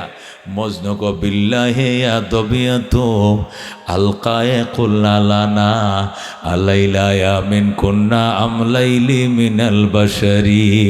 বিল্লাহি আদবিয়াতু আলকায়ে কুল্লালানা আলাইলা ইয়া মিন কুন্না আমলাইলি মিনাল বাশারি। মজনু ডাক দেয়া কয় খোদার কসম রে বনের হরিণ, আমি পাগল মজনু তোদের কাছে জানতে চাই, তোরা আর আমগো লাইলা তোরা এক বংশের না 2 বংশের? বুঝছেন কথা? মজনু হরিণ যে জিজ্ঞাসা করে, বনের হরিণ সত্যি করে ক তোরা আর লাইলারা কি এক বংশের নাকি 2 বংশের? মজনুর বাপে মজনুরে লাইতে হারাম দাদা, এই বনের হরিণ আর মানুষ কি এক বংশের হইতে পারে? এটা হলো পশু, আমরা হইলাম মানুষ।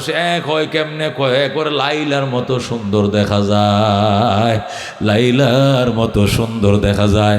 দুস্তরে মহব্বত এইটারেই কয়।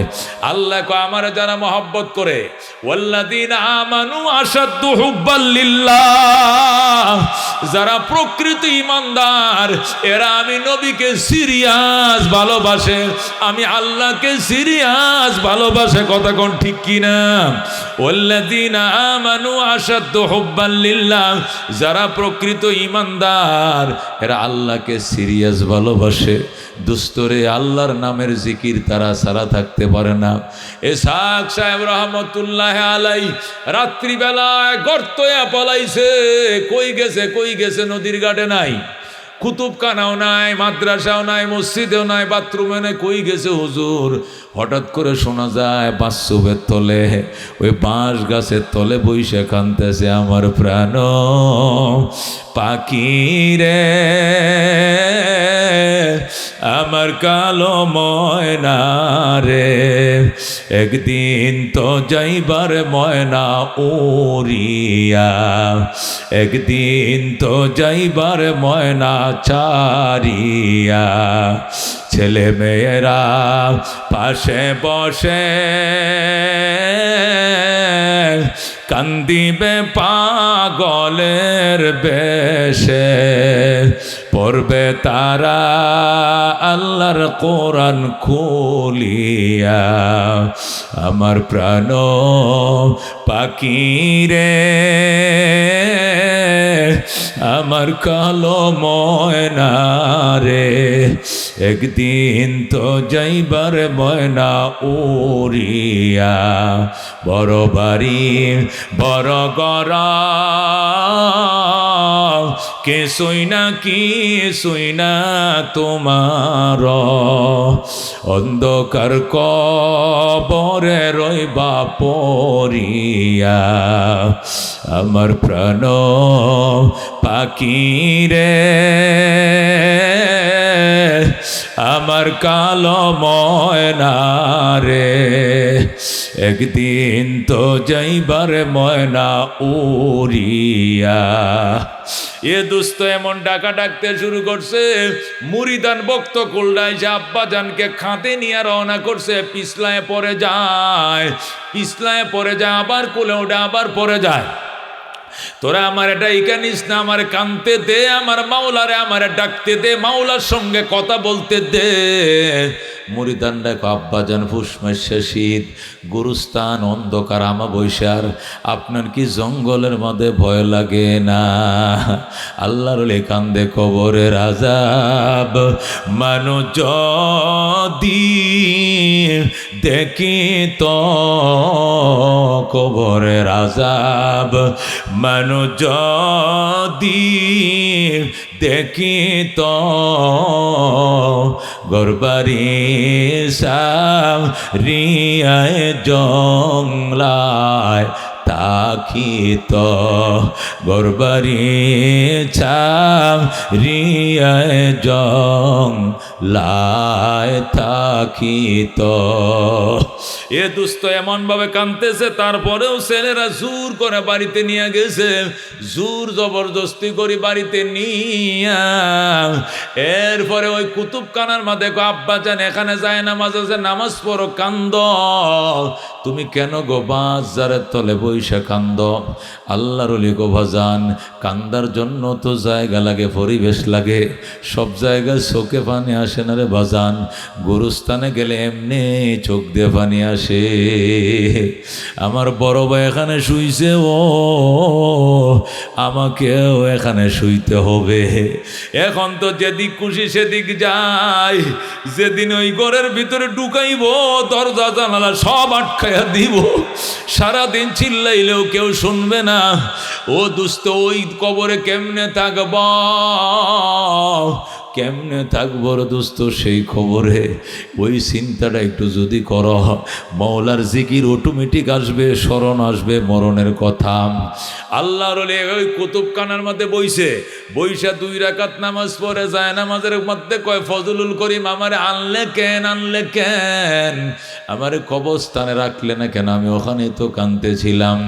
আবার শুরু করে দিছে, জীবনে না করিলাম বন্দিগি, গুনাহ করে কাটাইলাম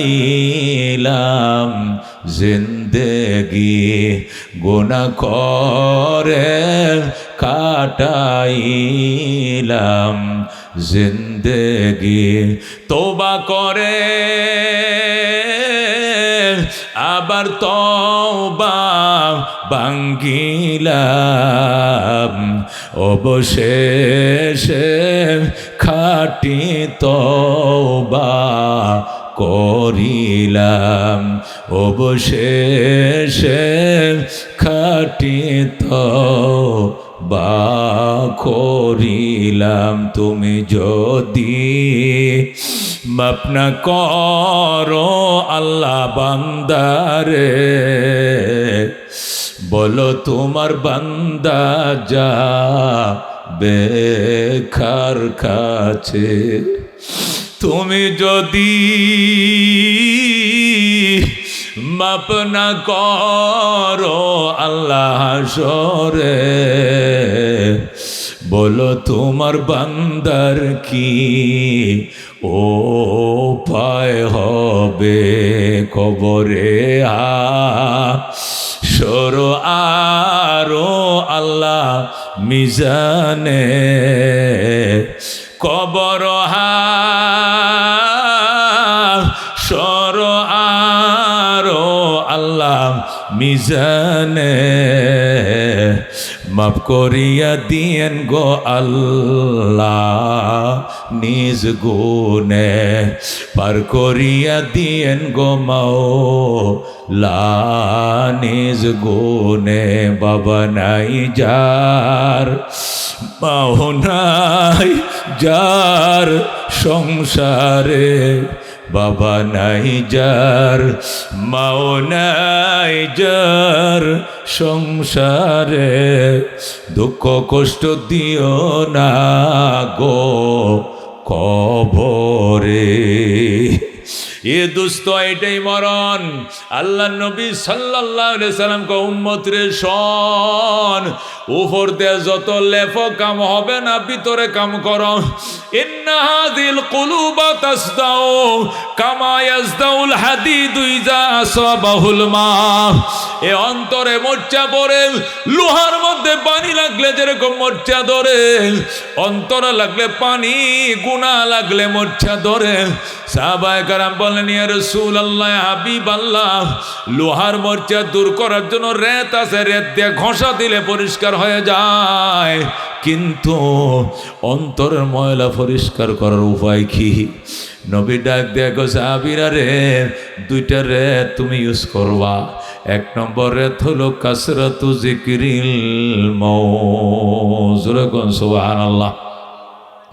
কাসরাতু যিকরিল মাউত, মৌতের স্মরণ বাড়াও বাড়াও বাড়াও, মৌতের স্মরণ বাড়াও। বাজানরে কোন সময় গতব করে কইতে পারত না। দুনিয়ার যে কোনো শত্রু কোন দিক থেকে আঘাত করবে বোঝা যায়, ব্যবস্থা নেওয়া যায়, কিন্তু মরণ যে কোন দিন কোন জায়গায় অ্যারেস্ট করবে ঠিকানা নাই। কথা কোন ঠিক কিনা? ইমাম মালিক রহমতুল্লাহ আলাইহি ডাক দিয়া কয়, ও রহমতুল্লিল আলামিন, স্বপ্ন যুগে আপনার সাথে পরামর্শ চাই। নবী কয়, কি পরামর্শ? মদিনা শরীফ থেকে মক্কায় যাইতে, হজ করতে যাইতে চাই, কিন্তু আমি জানতে চাই হজের সফরে মক্কা যায় মারা যাইব নাকি আমি মদিনা পর্যন্ত ফিরে আসতে পারবো। যদি মদিনা পর্যন্ত ফিরে আসা পর্যন্ত হায়াত থাকে আমার, তাহলে যাব, নতুবা আমি নবী তৈয়া কোনো দেশে যাব না। আল্লাহু আকবার। ইমাম মালিক রহমতুল্লাহ আলাইহি নবীজিরে এত মহব্বত করতেন, নবীর দেশে ইমাম মালিক থাকতেন, রওজার কিনারে বসে কিতাব পড়াইতেন। ইমাম মালিক মক্কায় হজে যাবেন জীবনে একবার, এই জন্য স্বপ্ন যুগে নবীর সাথে পরামর্শ করে, নবী গো, আমি 1 বছর বাঁচবো নি, যদি বলেন বাঁচবো তাহলে আমি এবছর হজে যাব, হজটা করে তাড়াতাড়ি আইসা যাব, আইসা মদিনায় মরবো, এই দেশে আমার দাফন হবে। আর যদি জানি যে 1 বছর বাঁচবো না, তাহলে আমি মদিনা ছেড়ে কোথাও যাবো না। বলেন আমার মরণ কবে হবে?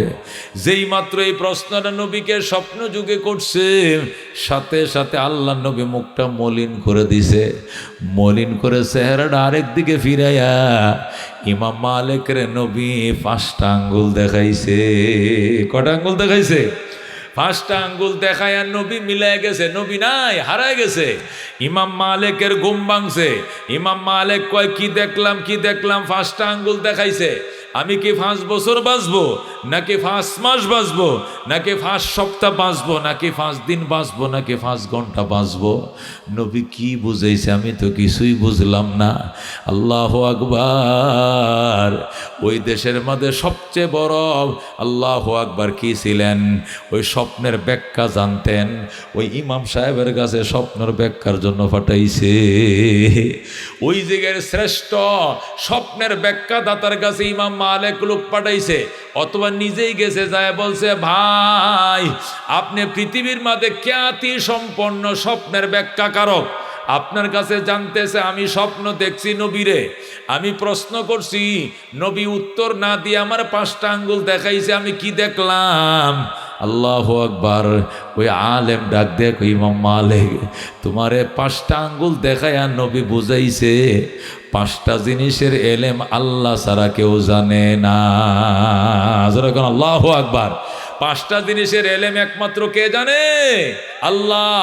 ইমাম মালিক রে বোঝে, ইমাম মালিক আমার কাছে এমন 5টা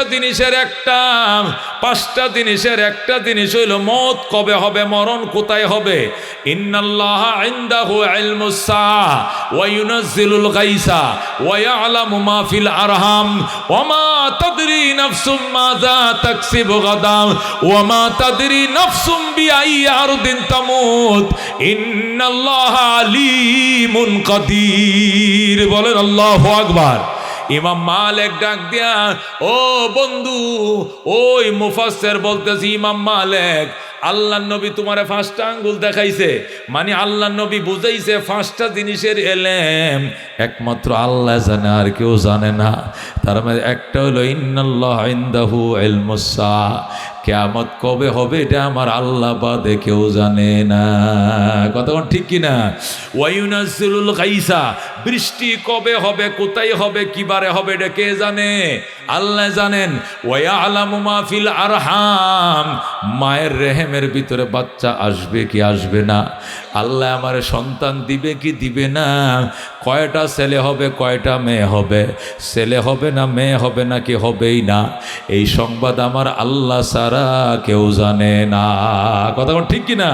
ওমা তাদরি নাফসুম বিআইয়ি আরদিন তামুত ওমা তাদরি নাফসুম মাযা তাকসিবু গাদা, মানুষ জানে না আগামী কাল সে ধনী হবে নাকি গরিব হবে, মানুষ জানে না কালকে পয়সা তোমার ঘরে আসবে না ঘর থেকে পয়সা যাবে, তুমি গরিব হইবা না ধনী হইবা, এ ধনের মালিক একমাত্র আল্লাহ।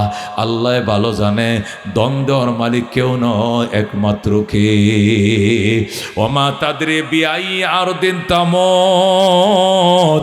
5 নম্বর নবী 5টা আঙ্গুল দেখাইছেন, এর দ্বারা বুঝাইছেন এই 5টা জিনিসের এলেম আল্লাহর কাছে, অথবা 5টা আঙ্গুল দেখায় বুঝাইছেন 5-এর 5 নম্বরটা তুমি জিগাইলা, 5-এর 5 নম্বর এলেম তো একমাত্র আল্লাহ জানে। কে জানে?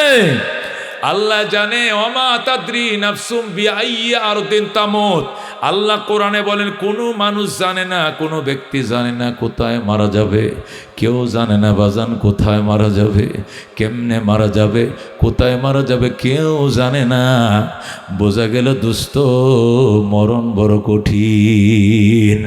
মौत जिस दिन आ गई दुनिया की दौलत क्या हुई, रूह तन से उड़ गई मुर्दा की हालत क्या हुई। मौत को समझा है गाफिल इख्तिताम जिंदगी, इफ्तिताह जिंदगी सब हो दवा में जिंदगी। कैसे कैसे शाहजादा रानिया शाहजादिया सरबसर सब चल बसे है नाम निशा না রহি।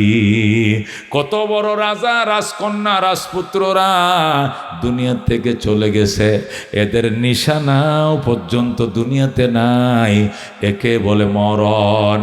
এই জন্য আল্লাহ নবী বলছেন, এই মরচে দিলের মাঝে মরিচিকা পড়ে, লোহার মাঝে পানি লাগলে যেরকম মরচা ধরে, অন্তরের মাঝে গুনাহ লাগলে এমন মরচা ধরে। লোহার মরচা দূর করার জন্য রেত আছে, অন্তরের মরচা দূর করার জন্য দুইটা রেত। এক নম্বর রেত হলো কাসরাতু যিকরিল মাউত, মৌতের স্মরণ বাড়াও। কিসের স্মরণ বাড়াও? মৌতের স্মরণ বাড়াও। আল্লাহ নবী বলেন, কাফা বিল মাউতে ওয়াইজা, উপদেশদাতা হিসাবে মৃত্যুই যথেষ্ট।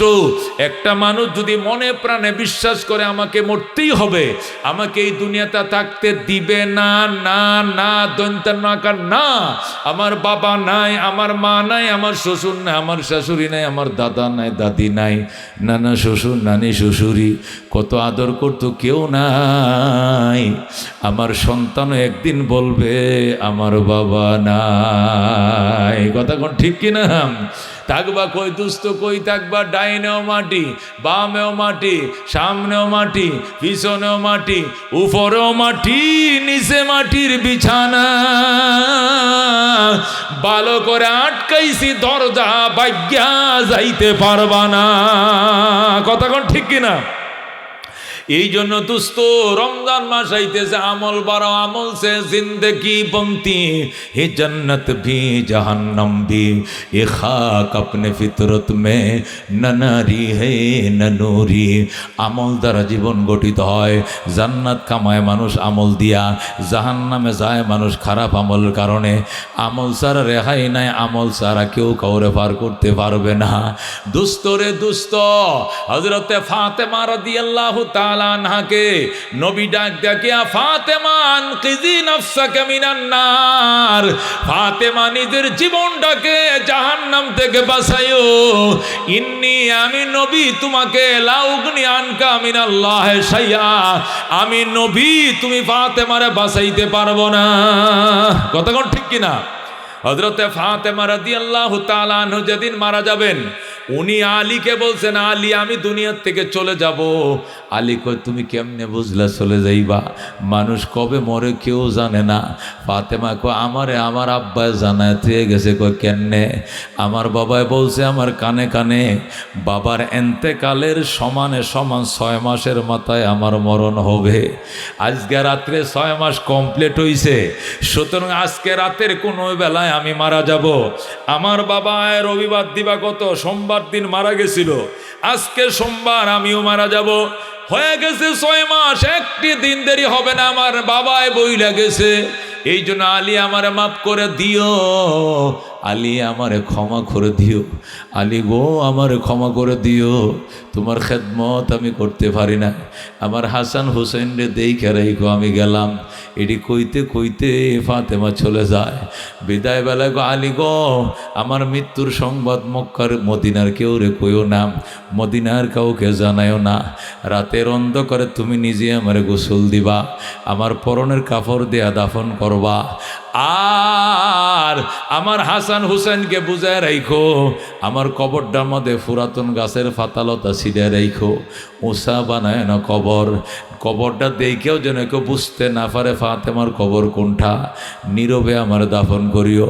আলী ডাক দেখা, ফাতেমা তোমাকে যে নীরবে দাফন করব, আমি কবর করবে কে, বাঁশ কাটবে কে, আমার হাসান হুসেনকে সান্ত্বনা দিবে কে? আমার একটা লোক হেল্প নিতে হবে। কয় একজন লোক, উনি হলেন আবু যর গেফারি, ওনাকে ছাড়া অন্য কাউকে কইও না। আবু যরের প্রতি বড় আস্থা বিশ্বাস আমার আছে, কেউ রে কইতো না। ঠিক আছে, এই কথা বলে ফাতেমা বিদায় হয়ে গেলেন। রাত্রিবেলায় রাতের অন্ধকারে শেরে খুদা আলী হাসান হুসেন রে মায়ের পাশে বসায় রাইখাম। শেরে খুদা আলী গেছে আবু যরকে ডেকে, আবু যর বেরিয়ে আসো। আবু যর গেফারে বের হয়ে আসছে। ও বাজান রে, আমার ফাতেমা চিরনিদ্রায় শায়িত। ফাতেমা আমার শ্বশুরের কাছে চলে গেছে। হাসান হুসেন কাঁদতেছে। হাসান হুসেন রাইকে আইসিএফ আবু যর গেফারি। ফাতেমা বলছে, মদিনার কাউকে যেন সংবাদ না দেই, শুধু তোমাকে জানায়, আর কাউকে কইও না। তুমি কোদাল ডালে কবরে যাও, যায় মাটি কাটো, কবর খনন করো, আমি লাশটা গোসল করে আমি কোলে করে নিয়ে আইতেছি। আল্লাহু আকবার। আবু যর গেফারি কো আলী, এত রাত্রে অন্ধকারের মধ্যে একজন লোক লাগবো লগে, নতুবা আমি ভয় পামু। লোক লাগতো না। কেন লোক লাগতো না? লোক লাগবে না এই জন্য গল্পের সাথী কবরকে বানায় নিও। কথা বলা লাগলে কবরের সাথে কইও, হযরতে ফাতেমার কবর তোমার কথার উত্তর দিবে। বাতি লাগলে প্রয়োজনীয় আলো সেখান থেকে ছড়াবে, কবর থেকে আলো ফুটবে। হযরতে আবু যর গেফারি গো হাসানি, কথা কইব নি? কবর কো কইব, তোমার সঙ্গে কথা বলবে। হযরতে আবু যর গেফারি সাহস করে কোদাল নিয়ে গেছে, যেই মাত্র মাটিতে কোপ দিছে আলোর ফোকাস, আল্লাহু আকবার, যেই মাত্র মাটিতে কোপ দিছে আলোর ফোকাসে ভরে গেছে, পুরা আলোয় আলোকিত হয়ে গেছে। হযরতে আবু যর গেফারি কবর খনন করতেছেন, এক কোপ দুই কোপ করে মাটি উঠায় আর কবরের সাথে গল্প করে, কবর রে জানোস নি অল্প সময়ের ভিতরে তোর ভিতরে কে আসতেছে? কবর কোনো উত্তর দেয় না। কবর কথা কস না কেন? তোর ভিতরে জয়নবের ছোট বোন আসতেছে, রুকিয়ার ছোট বোন আসতেছে, উম্মে কুলসুমের ছোট বোন আসতেছে। তুমি কি চিনো না তাহের তৈয়ুবের ছোট বোন আসতেছে? কবর নবীজির কলিজার টুকরা ফাতেমা আসতেছে। কবর ফাতেমাকে কষ্ট দিস না, কবর নবীজির জিয়াইতেছে। ও দোস্ত, কবর কোনো জবাব দেয় না। ডাক দেখো, কবর জবাব দেস না কেন? কবরে আলীর স্ত্রী আইতেছে, শেরে খোদা আলীর স্ত্রী আসতেছে। খবরদার ফাতেমারে কষ্ট দিস না। খবরে তুই চিনুস না, হাসান হুসেনের আম্মা আইতেছে। যখন বলছে হাসান হুসেনের আম্মা আসতেছে, কবরের জবান খুলে দিয়েছে আমার আল্লাহ। কবর ডাক দেখো, হে আবু যর গেফারি, আমি জৈনবের বোন চিনি না, খাদিজাতুল কুবরার মেয়ে চিনি না, তাহের তৈয়ুবের বোন চিনি না, আমি হাসান হোসেনের আম্মা চিনি না, আমি শেরে খোদা আলীর স্ত্রী চিনি না, আমি চিনি আমল। जैसा करनी वैसा भरनी, ना माने तो करके देख, जन्नत भी है जहन्नम भी है, ना माने तो मर के देख। যেমন কর্ম তেমন ফল, বিশ্বাস না হয় করে দেখো, জান্নাত আছে জাহান্নাম আছে, বিশ্বাস না হয় মরে দেখো। কথা কর ঠিক কিনা?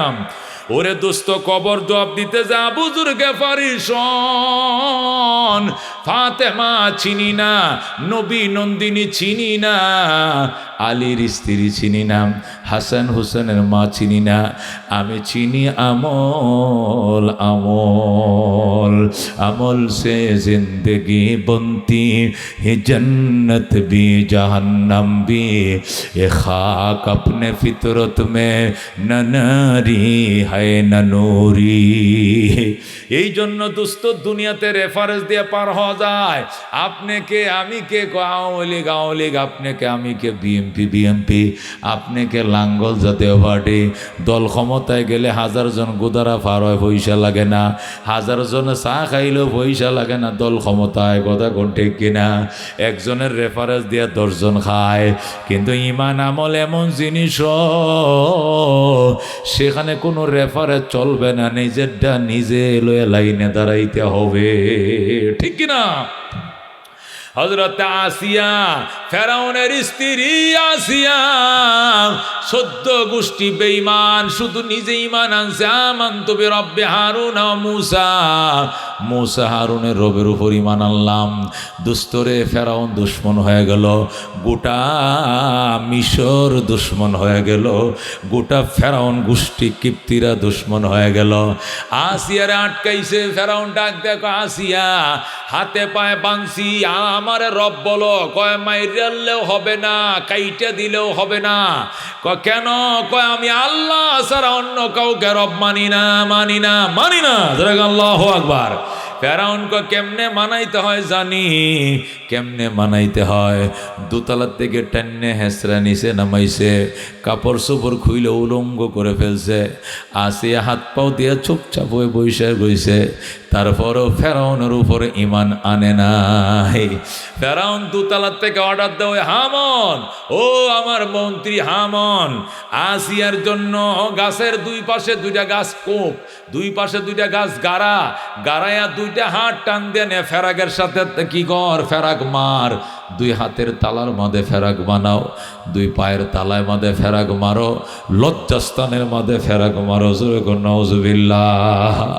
ফেরাক মারছে। তারপর আসিয়া কো আমানতু বিরব্বি হারুন মুসা লা ইলাহা ইল্লাল্লাহ মুসা কালিমুল্লাহ। ও মা বোনরা শুনো, একটা মেয়ে তার ইমান আমলকে রক্ষা করার জন্য কত কঠিন পরীক্ষার সম্মুখীন ছিল। আর আজকে স্বামীর ঘরে শাহী জিন্দিগি করতেছি। অর্ডার দেওয়ার আগে মসপিশন লাগে না, মরিচের পাউডার বাড়া বানা লাগে না, গম ভাঙ্গা নিয়ে আসে, আল্লাহু আকবার, দোকান থেকে চাউল চুরায় নিয়ে আসে, কিচ্ছু করা লাগে না, সব অটোমেটিক, সব অটোমেটিক। কাপড় কাচা লাগে না, মেশিন আছে। তরকারি একবার পাকায় 3 বার খাওয়া যায়, ফ্রিজ আছে। ও দোস্ত, কত সুবিধা। হযরতে আসিয়া, দোস্ত হযরতে আসিয়া ফেরাউনের স্ত্রী যখন হাতে পায়ে ফেরাক লাগাইছে, এরপর আল্লাহকে ডাকে। এবার ফেরাউন কো হামন এমনে হবে না, ডেকসি বসাও, কেরাসিন ডালো। ডেক বসাইছে, কেরাসিন ডালছে, জাল দাও। জাল দিতেছে, যখন উতলাইতেছে কেরাসিন, তখন জল্লাদ বাহিনী পাঠাইছে, দানিয়া চাকু নিয়ে পাঠাইছে। জল্লাদ এসে বালু দিয়ে চাকু দাঁড়ায় আসিয়ার সামনে। ম্যাডাম, চাকুটি ধার দিতেছি কি জন্য জানেন? কি জন্য? আপনার শরীরের মাংস গুলো কেটে কেটে আপনার চোখের সামনে আমি তেলের মধ্যে বোনা করবো। আল্লাহু আকবার। আসিয়া ডাক দেয়া, জলদি কর, জলদি কর, আল্লাহর জান্নাত আমার চোখের সামনে বসতেছে, দেরি করিস না, মরতে দেরি হবে, জান্নাতের নিয়ামত পাইতে দেরি হবে না। আল্লাহু আকবার। ও দুস্থ, হযরতে আসিয়ার জন্য এই পাতা ড্যাগের পানি কেরাসিন গরম করে যখন টকবক টকবক করে উতলাইতেছে, ওই সময় জল্লাদ বাহিনী আইসা গায়ের মধ্যে ফুঁস মারছে। ও বাবা, যেই মাত্র শরীরের মধ্যে ফুঁস মারছে, ও হযরতে আসিয়া আর চোখের পানি রাখতে পারে না। আসিয়া ডাক দেয়া কর, রব্বি বিনিলি ইনদাকা বাইতান ফিল জান্নাতি ওয়া নাজ্জিনি মিন ফিরাউনা ওয়া আমালি ওয়া নাজ্জিনি মিনাল কওমিজ জালিমিন। বলেন আল্লাহু আকবার। হযরতে আসিয়া ডাক, মেয়েরা যদি মাসিক স্রাব না থাকে, সুস্থ থাকে, তাহলে 5 ওয়াক্ত নামাজ পড়বে, রমজান মাসে রোজা রাখবে। 3 নম্বরে ও আহসানাত ফারজাহা, লজ্জাস্থান সতীত্ব বজায় রাখবে, ডাইকা রাখবে, পর্দা করে চলবে, গোপন অঙ্গ ডাইকা রাখবে। ওয়া আতাআত বালাহা, স্বামীর অনুকরণ করবে। স্বামী বিদেশ থাকে, স্বামী চাকরি করে, ঢাকা পোস্টিং, চিটাং পোস্টিং, বাড়িতে নাই, তারপরেও জীবনের উপরে কোনো খেয়ানত করবে না। আল্লাহকে হাজের নাজের, স্বামীর আমানত আমার দেহটা, এটা যেন কোনো কাকপাকালি না দেখে, এটা ডেকে রাখার দায়িত্ব ইমানদার মেয়ে, তার ইমানের তাকাজা। কথা কোন ঠিক কিনা? আল্লাহ নবী বলেন, আইয়ুমা ইমরাতিন, যে কোনো নারী সাল্লাত খামসাহা, তার 5 ওয়াক্ত নামাজ পড়বে, ও সামা শাহরাহা, রমজান রোজা রাখবে, ও আতাআত বালাহা, স্বামীর অনুকরণ করবে। স্বামী যদি বলে বাপের বাড়িতে যাওয়া যাবে না, তাহলে মুর্দার খবর আইলেও যাওয়া যাইতো না। কতক্ষণ ঠিক কিনা? আর স্বামী যদি বলে ঠিক আছে যাও, পর্দা করে যাইও, ছেলেকে সাথে নিয়ে যাও, না তো তোমার ভাইকে বলো আইসা আগায় নিত।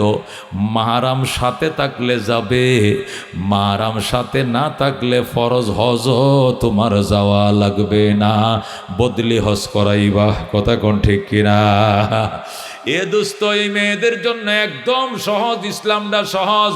4টে ইবাদত করলে নবী বলছেন ফাল তাদখুল মিন আই আবওয়াবিল জান্নাতি শাআত, ওই নারীরা প্রবেশ করবে জান্নাতের যে কোনো গেট দিয়ে চাইবে, তার জন্য গেট খুলে দেওয়া হবে। সুবহানাল্লাহ। কোনো বাধা দেওয়া হবে না, ডাইরেক্ট আল্লাহ তৈরি জান্নাতে ঢুকবে। সুবহানাল্লাহ। এ দুস্থ হযরতে আসিয়া রাদিয়াল্লাহু তাআলা আনহা আল্লাহ তৈরি জান্নাতে গেছে। আল্লাহ তার জন্য বাসভবন বানাইছে। হাদিসের মধ্যে আছে হাসরের ময়দানে আল্লাহ রাব্বুল আলামিন হযরতে আসিয়া এবং মরিয়মকে ডাকবেন, ডাইকে স্টেজের মধ্যে উঠায় বলবেন, তোমরা কি চাও? কি চাও? পাইছি সব। পাইছো, এটা ইমান এবং আমলের বিনিময়ে পাইছো, কিন্তু স্বামীর আদর বাসনার থেকে যে বঞ্চিত ছিলা, এর বিনিময়ে আমার কাছে কি চাও? দাও, চাও। আমি চাইতে দেরি হবে, দিতে দেরি করব না। ফেরাউনের স্ত্রী হওয়ার কারণে ফেরাউন তোমাকে আদর বাসনা করে নাই। আর মরিয়ম তো বিয়েই বসে না, তো স্বামী ছিল না। মরিয়ম স্বামীর থেকে বঞ্চিত ছিল, আসিয়া স্বামীর আদর থেকে বঞ্চিত ছিলা। তোমরা দুই বোন আমার কাছে কি চাইবা? চাইতে দেরি হবে, দিতে দেরি হবে না। তখন তারা দুই বোন মিলে পরামর্শ করবে, করে এক কণ্ঠে আল্লাহকে বলবে, আল্লাহ আর কিছু চাই না, একটাই চাই, রহমতুল্লিল আলামিনের স্ত্রীর খাতায় নাম লেখাইতে চাই।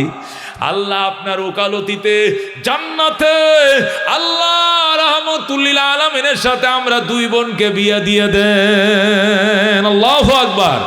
আল্লাহ রাব্বুল আলামিন বলবেন, আসিয়া মরিয়ম আয়।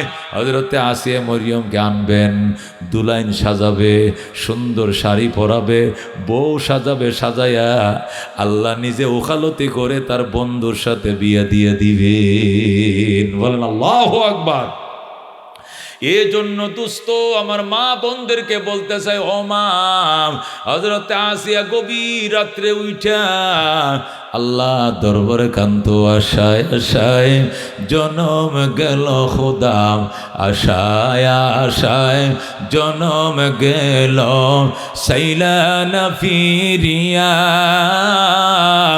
আর কত কাল তাকব মাবো তোমার দিদার পানে চাইয়া। আর কত কাল তাকব মাবো তোমার দিদার পানে চাইয়া। তুমি ইব্রাহিমের সঙ্গে কইলা কথা আগুনে ফেলিয়া। আর কত কাল তাকব মাবো তোমার দিদার পানে চাইয়া। আশায় আশায় জনম গেল খোদা, আশায় আশায় জনম গেল, সাইলা না ফিরিয়া। আর কত কাল তাকব মাবো তোমার দিদার পানে চাইয়া। তুমি মুসার সঙ্গে কইলা কথা তোর পাহাড়ে নিয়া। তুমি ঈসার সঙ্গে কইলা কথা আকাশে তুলিয়া।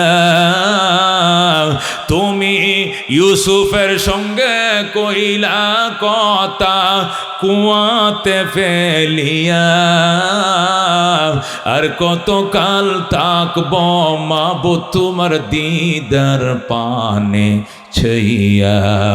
আশায় আশায় জনম গেল খোদা, আশায় আশায় জনম গেল, সাইলা না ফিরিয়া। আর কত কাল তাকব মাবো তোমার দিদার পানে চাইয়া। মারহাবা। এই জন্য দুস্থ রমজান আসতেছে, দেহের খাবার যেরকম দুই প্রকার, রুহের খাবারও দুই প্রকার। কিছু খাবার রুহকে জিন্দা রাখতে হয়, ডেলি দিতে হয়, যেমন নামাজ, রোজা, আল্লাহু আকবার, নামাজ ডেলি দিতে হয়, জিকির ডেলি দিতে হয়, কোরআন তেলাওয়াত ডেলি দিতে হয়। আর কিছু খাবার আছে রুহের জন্য, এটা মৌসুমি খাবার, সবসময় পাওয়াও যায় না, দেওয়াও যায় না। এইটা সবে বরাত বছর একবার আসে। ফল গাছে যেরকম বছর একবার ধরে, সবে বরাত বরাত আকাশের চাঁদ একবার ধরে, সবে কদরে বছরে একবার ধরে, রমজান বছরে একবার আসে। কথা কোন ঠিক কিনা? এদের দেহের খাবার যেরকম দুই প্রকার, কিছু খাবার ডেলি খাবার, কিছু খাবার মৌসুমি খাবার। রুহের খাবারও দুই প্রকার, কিছু খাবার রুহকে ডেলি দিতে হয়, যেমন নামাজ, জিকির, কোরআন তেলাওয়াত, এটা ডেলি খাবার রুহের জন্য। আর কিছু খাবার হচ্ছে মৌসুমি খাবার, ডেলি পাওয়াও যায় না, খাওয়াও যায় না। যেরকম দেহের জন্য মৌসুমি ফল, এটি রুহের জন্য মৌসুমি এবাদত। এই মৌসুমি এবাদতের মধ্যে একটা এবাদত হলো শবে বরাত। কথা কোন ঠিক কিনা? শবে বরাত নাই, অনেকে কয় না, এটা মিশা কথা, আছে, তবে যতটুক আছে এতটুক, এর বেশি নাই। কথা কোন ঠিক কিনা? শবে বরাত আছে। আল্লাহ নবী বলছেন আগামী রাত্রে, ইজা কানাত লাইলাতুন নিসফে মিন শাবান, শাবানের মধ্য রজনী যখন আসবে, ফাকুমু লাইলাহা, রাত্রে ইবাদত বন্দিগি করবা, কিয়ামুল লাইল করবা, ওয়াসুমু ইয়াওমাহা, দিনের দেল বেলায় তুমি রোজা রাখবা। শবে বরাতের কাজ হলো রাত্রে ইবাদত করবা, দিনে রোজা রাখবা। ফাইন্নাল্লাহ তাআলা ইয়ানজিলু ফিহা, কেননা আল্লাহ তাআলা শবে কদর যেদিন, শবে বরাত যেদিন হয়, এদিন শুভলি তোলোয় শামসে, সূর্যটা ডুবা মাত্রই একদম শুভে সাদেক পর্যন্ত আল্লাহ নিচের আকাশে নেমে আসে। আইসা ডাকতে থাকে, আলামিন মুস্তাগফিরিন ফাগফিরালা, আলামিন মুস্তারজিকিন ফাআরজুকা, আলা মুবতালান ফাওয়াফিয়া, আলা কাজা আলা কাজা হাত্তা ইয়াতলু আল ফজর। আল্লাহ শবে বরাতে ডাকে, বন্দা আসুনি দুরারোগ্য ব্যাধিতে আক্রান্ত, আসুনি গুনাহগার, ক্ষমা চাও, মাফ করে দিব। আসুনি রিজিকের অভাবী, দোয়া করো, দোয়া চাও, রিজিকের দরজা খুলে দিব। আসুনি এই সমস্যা ওই সমস্যা, যার কাছে যা সমস্যা কও আমি কবুল করে দিব। আল্লাহ এইভাবে ডাকতে থাকে হাত্তা ইয়াতলু আল ফজর, ফজরের আযান পর্যন্ত। জোরে কোন সুবহানাল্লাহ। এটি শবে কদরের আমল, শবে বরাতের আমল। এই রাত্রে গুরুস্থানে যাওয়ার কথা আছে। আল্লাহ নবী সাল্লাল্লাহু আলাইহি সাল্লাম আম্মা জান আয়েশার ঘরে আসলেন। আয়েশা কাপড় চোপড়টি খুলতেছেন। আজকে আয়েশার ঘরে থাকার ওনার পালা সিরিয়াল। এক হাতে কাপড়টি খুলছে, আবার কাপড় পরা শুরু করছে। কিরে নবী আমার ঘরে আসলো, কাপড় খুললো, আবার কাপড় পরা শুরু করছে। নবীজি শুধু কাপড়টি খুলে রাখছে, আবার কাপড় পরা শুরু করছে। কিরে আল্লাহ নবী কাপড়টি খুলে আবার পরলো কেন?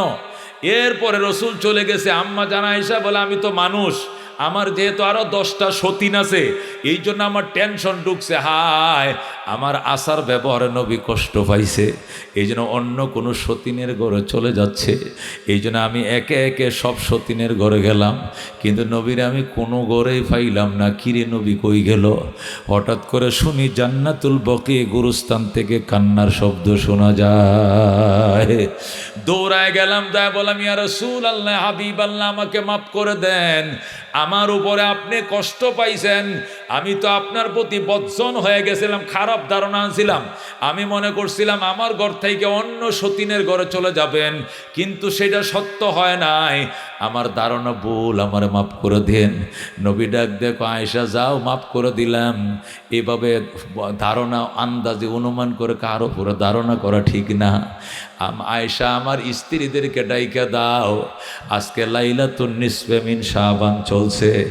আজকে মদিনার বনি কলব গোত্রের ছাগলের গায়ে, বনি কলব গোত্রের গণমের গায়ে, ছাগলের গায়ে যত পশম, আল্লাহ এত পরিমাণ গুনাহ আমার উম্মতের মাফ করে দিতেছে।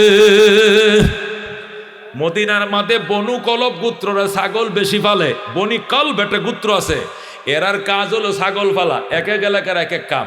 আপনাদের এলাকা হলো মুরগির ফার্ম করা। কতক্ষণ ঠিক কিনা? কতক্ষণ ঠিক কিনা? ময়মনসিংহ এলাকা হলো ধানের ফসল করা। এক জায়গায় হইলো কি, তাই নরসিংদী এলাকায় হইলো তাঁত করা। আপনাদেরও করুটি এলাকার মধ্যে তাঁত। কতক্ষণ ঠিক কিনা? কট্টর কট্টর কট্টর ওয়াজ করন যেন এদিকে গেলে। আমি এদিকে ওয়াজে গেলে লাভ হয়, শাড়ি টাড়ি দেয়। বউরে শাড়ি দিলাম একটা, হুজুর আর কারা দিতাম, আপনার মায়ের ওরটা দিলাম। বউরে, আচ্ছা বাবি সাহেব পছন্দ করবো না, 2-3টে লয়ে যান, যেটাই পছন্দ হয় নিয়ে যান। ওই তাঁতওয়ালারা আমার এতে করুটিয়ে মাহফিল করায়। তো শাড়ি 3-4টা দিয়ে দেয়, আমার লুঙ্গি দেয়। হুজুর নিজের হাতে বানাইছি, নিয়ত করে বানাইছি, সময় আমি এটা বানাইছি, আপনার জন্য নিয়ত করে লয়ে যান। তা আমি তো বালা, আলহামদুলিল্লাহ, হাদিয়া তো বালা। দুস্থ এক এক জায়গায় এক একটা, কথা কোন ঠিক কিনা? নরসিংদীওয়ালারা কলার চাষ করে, টাঙ্গাইলওয়ালারা সমসমে চাষ করে, আবার মুরগির চাষও বাইরেছে। এক এক এলাকায় এক এক কাজ। মদিনার বনি কলব গোত্রের কাজ ছিল কি করা? বকরি ফালা। কি ফালা? লক্ষ লক্ষ এক একজনের 4,000, 8,000, 10,000 করে ছাগল। বড় আল্লাহু আকবার। আল্লাহ নবী কো বনি কলব গোত্র সমস্ত গোত্ররা যত ছাগল ফালে, ওই ছাগলের গায়ে যত পশম, আমার উম্মতের এত গুনাহ আমার আল্লাহ এ রাত্রে মাফ করে দিবেন। এই জন্য সবে কদরে নবী উম্মতের জন্য মাপ চাইতে গেছেন। তাহলে বোঝা যায় সবে বরাতে ইবাদত কয়টা? 3টা। কয়টা? একটা ইবাদত, আর একটা তেলাওয়াত, আর একটা হলো জিয়ারত। ইবাদত, তেলাওয়াত, জিয়ারত। কোরআন শরীফ পড়বেন রাত্রিবেলায়, ঘুম এসে গেছে নামাজে দাঁড়ায় যাবেন, অলসতা লাগতেছে গুরুস্থানে যাবেন। যদি গুরুস্থান দূরে থাকে, জঙ্গলের ভিতরে ভয় পাবেন, যাওয়া লাগতো না। যদি মসজিদের সামনে গুরুস্থান থাকে, দাঁড়ায় থাকবেন। আর মুরব্বীদের জন্য চোখের পানি ছেড়ে আল্লাহর দরবারে কানবেন। আল্লাহ নবী উম্মতের জন্য এই রাত্রে কানছে, আমরা আমার আপন জনের জন্য এই রাত্রে কানবো। ঠিক আছে তো ভাই? এগুলো আছে, কিন্তু এই রাত্রে নাই, ফটকা নাই। কি নাই? ফটকা নাই, বোমা নাই, হালুয়া নাই, রুটি নাই। কয় এই রাত্রে যদি রুটি বানাও আর গাজর দিয়ে হালুয়া বানাও, নবীর শাফাত পাইবা। কারণ নবীর যখন দাঁত ভাঙছিল তখন হালুয়া রুটি খাইছিল, নরম রুটি খাইছিল। এই জন্য নবীর দাঁত ভাঙ্গার স্মরণে তারা হালুয়া বানায়। বেটা দাঁত ভাঙছে শাওয়াল মাসে, উহুদের যুদ্ধে শাওয়াল মাসে। আর সবে বরাত হইল শাবান মাসে। কোনটায় নে কই লাগাইছ? কিও শাওয়াল মাসে উহুদের যুদ্ধ হয়েছে, এই যুদ্ধে নবীর দাঁত ভাঙছে। আর সবে বরাত কি শাওয়াল মাসে না শাবান মাসে? শাবান মাসে। সবে বরাত হলো শাবান মাসের 15 তারিখ। এনে তো দাঁত ভাঙ্গার কোনো ইতিহাস নাই। এখানে আন্য হালুয়া লাগাইছস কেন? শয়তানে দুকাতে মহিলারের হারারাত হালুয়া বানাইবো আর সাহাজিরে সারারাত খাওয়াইবো, ইবাদতের সময় নাই। কতক্ষণ ঠিক কিনা? শয়তান এমনভাবে নেক্সট সুরতে দুকা দেয়। মুরব্বীরা কয় শয়তানের 1 লাখ দুকা দেয়। কয় লাখ দুকা? 60,000 দুকা দেয় নেক্সট সুরতে, আর 40,000 দুকা দেয় কি বদ সুরতে। 60,000 দুকায় দেয় নেক্সট সুরতে। কি সুন্দর সুরতটা দিছে। কয় বেডি এবাদত করে করবে কি? নমাজ পড়া লাগতো না, খালি রুটি বানা, খালি রুটি বানা, আর গাজরের হালুয়া বানা। হালুয়া রুটি নিজেও খাবো, মসজিদে ফাটাইবো, নবীর শাফাত পাইবে। এই নবীর শাফাত পাইবে এ কথা বুঝ এমনভাবে ঢুকছে মাথায়, বেডে আসার নামাজও পড়ছে না, সবে বরাতের নামাজ দূরের কথা, এদিনে আসা পড়ার সময় পাইছে না। কয় আসা পড়বো কোন সময়? খালি রুটি বানাইছি আর হালুয়া বানাইছি। শুনছেন কথা? জোরে কোন নাউজুবিল্লাহ। এই কামটা কি করবেন ভাবি সাবরা? আপনারা ভাবি সাবগুলো দিয়ে কাজটা করবেন না। কালকে সবে বরাত আল্লাহ বাসায় রাখলে মৌসুমি আবাদত। কি আবাদত? মৌসুমি আবাদত। এটা সারা বছরে একবার আই, সারা বছরে একবার ফল ফাইলে যেরকম যত টাকাই লাগুক আনারস একটা খামো, যত টাকাই লাগুক খাঁড়াল খাইতে হইব। কারণ খাঁড়াল কয়দিন পর আর দেশে থাকতো না। যত টাকাই লাগুক লিচু কিনতে হবে, মৌসুমি ফল খাইতে হবে। এটি মৌসুমি আবাদত, আবাদত করতে হবে। কিন্তু আবাদত আবাদতের মতো করে কুসংস্কার দিয়া নয়, বেদাত দিয়া নয়। কতক্ষণ ঠিক কি না? ওই বলছিলাম দেহের আবাদত, দেহের খাবার 2 প্রকার। দেহের খাবার কয় প্রকার? একটা খাবার হলো দেলি খাবার, যেটা শরীরকে জিয়ে রাখার জন্য। আর একটা মৌসুমি খাবার, এটা শরীরের ভিতরে প্রতিরোধ ক্ষমতা বাড়ানোর জন্য। রুহের খাবারও 2 প্রকার। একটা খাবার রুহকে বাঁচায় রাখার জন্য, আর একটা খাবার রুহের ভিতরে গুনাহ প্রতিরোধ বাড়ানোর জন্য। মৌসুমি আবাদত করলে গুনাহ প্রতিরোধ ক্ষমতা বাড়ে। এই মৌসুমি ফল খাইলে শরীরের মধ্যে রোগ প্রতিরোধ ক্ষমতা যেমনে বাড়ে, মৌসুমি আবাদত করলে গুনাহ প্রতিরোধ ক্ষমতা বাড়ে। যেরকম সুবহানাল্লাহ।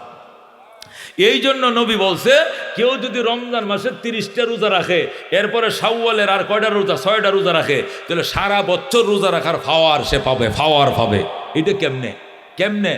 যেহেতু সে 30টা রোজা রাখছে, একটা রোজায় 10 দিনের তার ইমানের পাওয়ার বাড়ছে। তো 30টা রোজায় তার জন্য কত 300টা রোজা তো এমনি হয়ে গেছে। আরবিতে 360 দিনে বছর, 60টা বাকি আছে। এই 60টার জন্য 6টা রোজা শাওয়ালের রোজা রাখবে, 6 10 60 হয়ে যাবে। ওখানে 300, এখানে 60, 360 দিনে বছর, 1 বছর রোজা রাখার সওয়াব পাবে। জোরে কও সুবহানাল্লাহ। মান সামা রমাদান সুম্মা আতবাহু সিত্তাম মিন শাওয়াল কানা কাসিয়ামেদ দাহারে কুল্লিহি, রসুল বলেন যে ব্যক্তি রমজানের রোজা রেখে এরপরে শাবানের 6 রোজা রাখলো, সারা বছর 360 দিন রোজা রাখার সওয়াব পাবে। কারণটা কি? কয় সে মৌসুমি আবাদত, রমজান এটা বছরে একবার আসে, এটা 11 মাস পরে আসে, এটা মৌসুমি আবাদত, এটার দ্বারা গুনাহ প্রতিরোধ ক্ষমতা বাড়ে। একদিন রোজা রাখলে 10 দিনের গুনাহ প্রতিরোধ ক্ষমতা বাড়ে, সুতরাং 30টা রোজা রাখলে 300 দিনের গুনাহ প্রতিরোধ ক্ষমতা বাড়ে। আর মাত্র 60 দিন বাকি, এই জন্য 6টা শাওয়াল মাসে রাখতে নিলে 60 পূরণ হয়ে 300 দিনের 360 দিনের রোজা রাখার সওয়াব সে অর্জন করে। যেরকম সুবহানাল্লাহ। এই জন্য দোস্ত, জীবনে সুস্থ আছি অসুস্থ আছি সর্বাবস্থায় কি বলতে হবে? আলহামদুলিল্লাহ। হার্ট সমস্যা, গ্যাস্ট্রিকের সমস্যা, আমাশা সমস্যা, ডায়াবেটিস, আলহামদুলিল্লাহ নিয়ত করুন একটা রোজাও ছাড়বো না। কারা কারা রাজি আছেন? ইনশাআল্লাহ। তারাবি ফরিব ইনশাআল্লাহ, সেহরি খাবো ইনশাআল্লাহ। ডেলি আমার টাকা দিয়া, ডেলি আমার ইনকাম দিয়ে 2-1টা রোজাদার যেন রোজা ভাঙ্গে ইফতার করে। রাজি আছেন? ডেলি চেষ্টা করবেন আপনার দ্বারা, আপনার 2টা খেজুর দ্বারা যেন কোনো একটা আল্লাহর বান্দা রোজা ভাঙ্গে। তাহলে আপনি রোজা রাইখে যে সওয়াব, উনি রোজা রাইখে যে সওয়াব পাবে, আপনি একটা খেজুর দিয়া ইফতার করানোর কারণে এই সওয়াব পাবেন। যেরকম সুবহানাল্লাহ। তো এক সাহাবী কো হুজুর, তাহলে আমি আর কারো বাড়িতে ইফতার করবো না, কি লেগা? আমার ইফতার করা সব সওয়াব হেল হয়ে যাইব। রসুল কয় না, মিন গাইরি আইয়ান কুসা মিন উজুরহিম শাইয়ান, এতে করে রোজাদারের রোজা কোনো কমবে না। যেরকম আল্লাহু আকবার। সুতরাং কিপটামি করো না। কেউ যদি তোমারে আপ্যায়ন করে, ইফতারি দেয়, ইফতারে খাওয়ানোর ব্যবস্থা করে, তুমি সাদরে তার ঘরে যাই ইফতার করবা। তুমি এই চিন্তা করো না, না ও কষ্টের রোজা, তুমি সওয়াব বিলয়ে যাইবা গা, আমি সারাদিন রোজা রাখছি, আমি আর সন্ধ্যার সময় একটু খেজুর খাওয়া ইফতার সওয়াব নিয়ে যাইবা, না ও আমি কেউর ঘরে ইফতার করবো না। এরকম বক্কিল আছে কিনা? আল্লাহ তুই বক্কিল হইতে পারস, বেটা আমি আল্লাহ বক্কিল না। তোর রোজা কমপ্লিট, ওর রোজা কমপ্লিট, কাহার রোজার সব কমাইব না। যেরকম আল্লাহু আকবার। আল্লাহ রাব্বি বলেন, মান ফাত্তারা সায়মান, যে ব্যক্তি রোজাদারকে ইফতার করাইবে, গফার আল্লাহু লাহু, 1 নম্বরে তার জীবনের গুনাহ মাফ। যেরকম আল্লাহু আকবার। 2 নম্বরে ওয়া আতাকাহু মিনান নার, আল্লাহ তাকে জাহান্নাম থেকে নাম কাইটা দিবে। আল্লাহু আকবার। 3 নম্বরে ওই ব্যক্তি রোজা রাইখে যা পাইছে, তুমি ইফতার করাইতেই সেই সওয়াব পাইবা। আর যে ব্যক্তি রোজাদারকে শুধু ইফতার করাইছে না, করে পেট ভরে খাওয়াইছে, ইফতারা খাওয়াইছে, আবার বাতের দাওয়াত দিয়ে বাতও খাওয়াইছে একবার পেট ভরে, এখন কি পাইবে? আসসাকাহুল্লাহু মিন হাউজি শরবাতান, নবী বলেন আমার ওই উম্মতকে আমি নবীর কাউসারের শরবত থেকে এমন শরবত পান করাবে, লা ইয়াজমু আবাদা হাত্তা ইয়াদখুলাল জান্নাহ, জান্নাতে ঢোকার আগে আর কোনোদিন তৃষ্ণা হবে না। যেরকম সুবহানাল্লাহ। এই জন্য দোস্ত, প্রতিদিন আপনার টাকা দিয়া প্রতিদিন কেউ না কেউ যেন ইফতার করে। আশপাশের ঘরের মাঝে 2 কেজি বুট, 2 লিটার তেল কিনে দিবেন। আপনি সবাইরে তো পারবেন না, আপনার পাশে 2-3টা গরিব আছে, এই 2-3টে গরিবরে, 3 জন গরিবরে টার্গেট করবেন। পাশে না থাকলে দূরের বাড়িতে যাবেন, 3টে গরিব লোক টার্গেট করবেন এবং জিগাইবেন, চাচি আপনি কি রোজা রাখেন? আপনি কি গত বছর রোজা রাখছেন? এবারও কি রাখার নিয়ত করছেন? আপনার স্বামী হাজবেন্ডও কি রোজা রাখে? রাখে। তাহলে আপনি মনে কিছু নেবেন না, আমি আপনাকে 2 লিটার তেল দিলাম, 2 কেজি বুট দিলাম, আর আধা কেজি খেজুর দিলাম, আপনারা এগুলো দিয়ে ইফতার করেন। হ্যাঁ, আর 1 কেজি 2 কেজি চিনিও দিলাম শরবতের জন্য।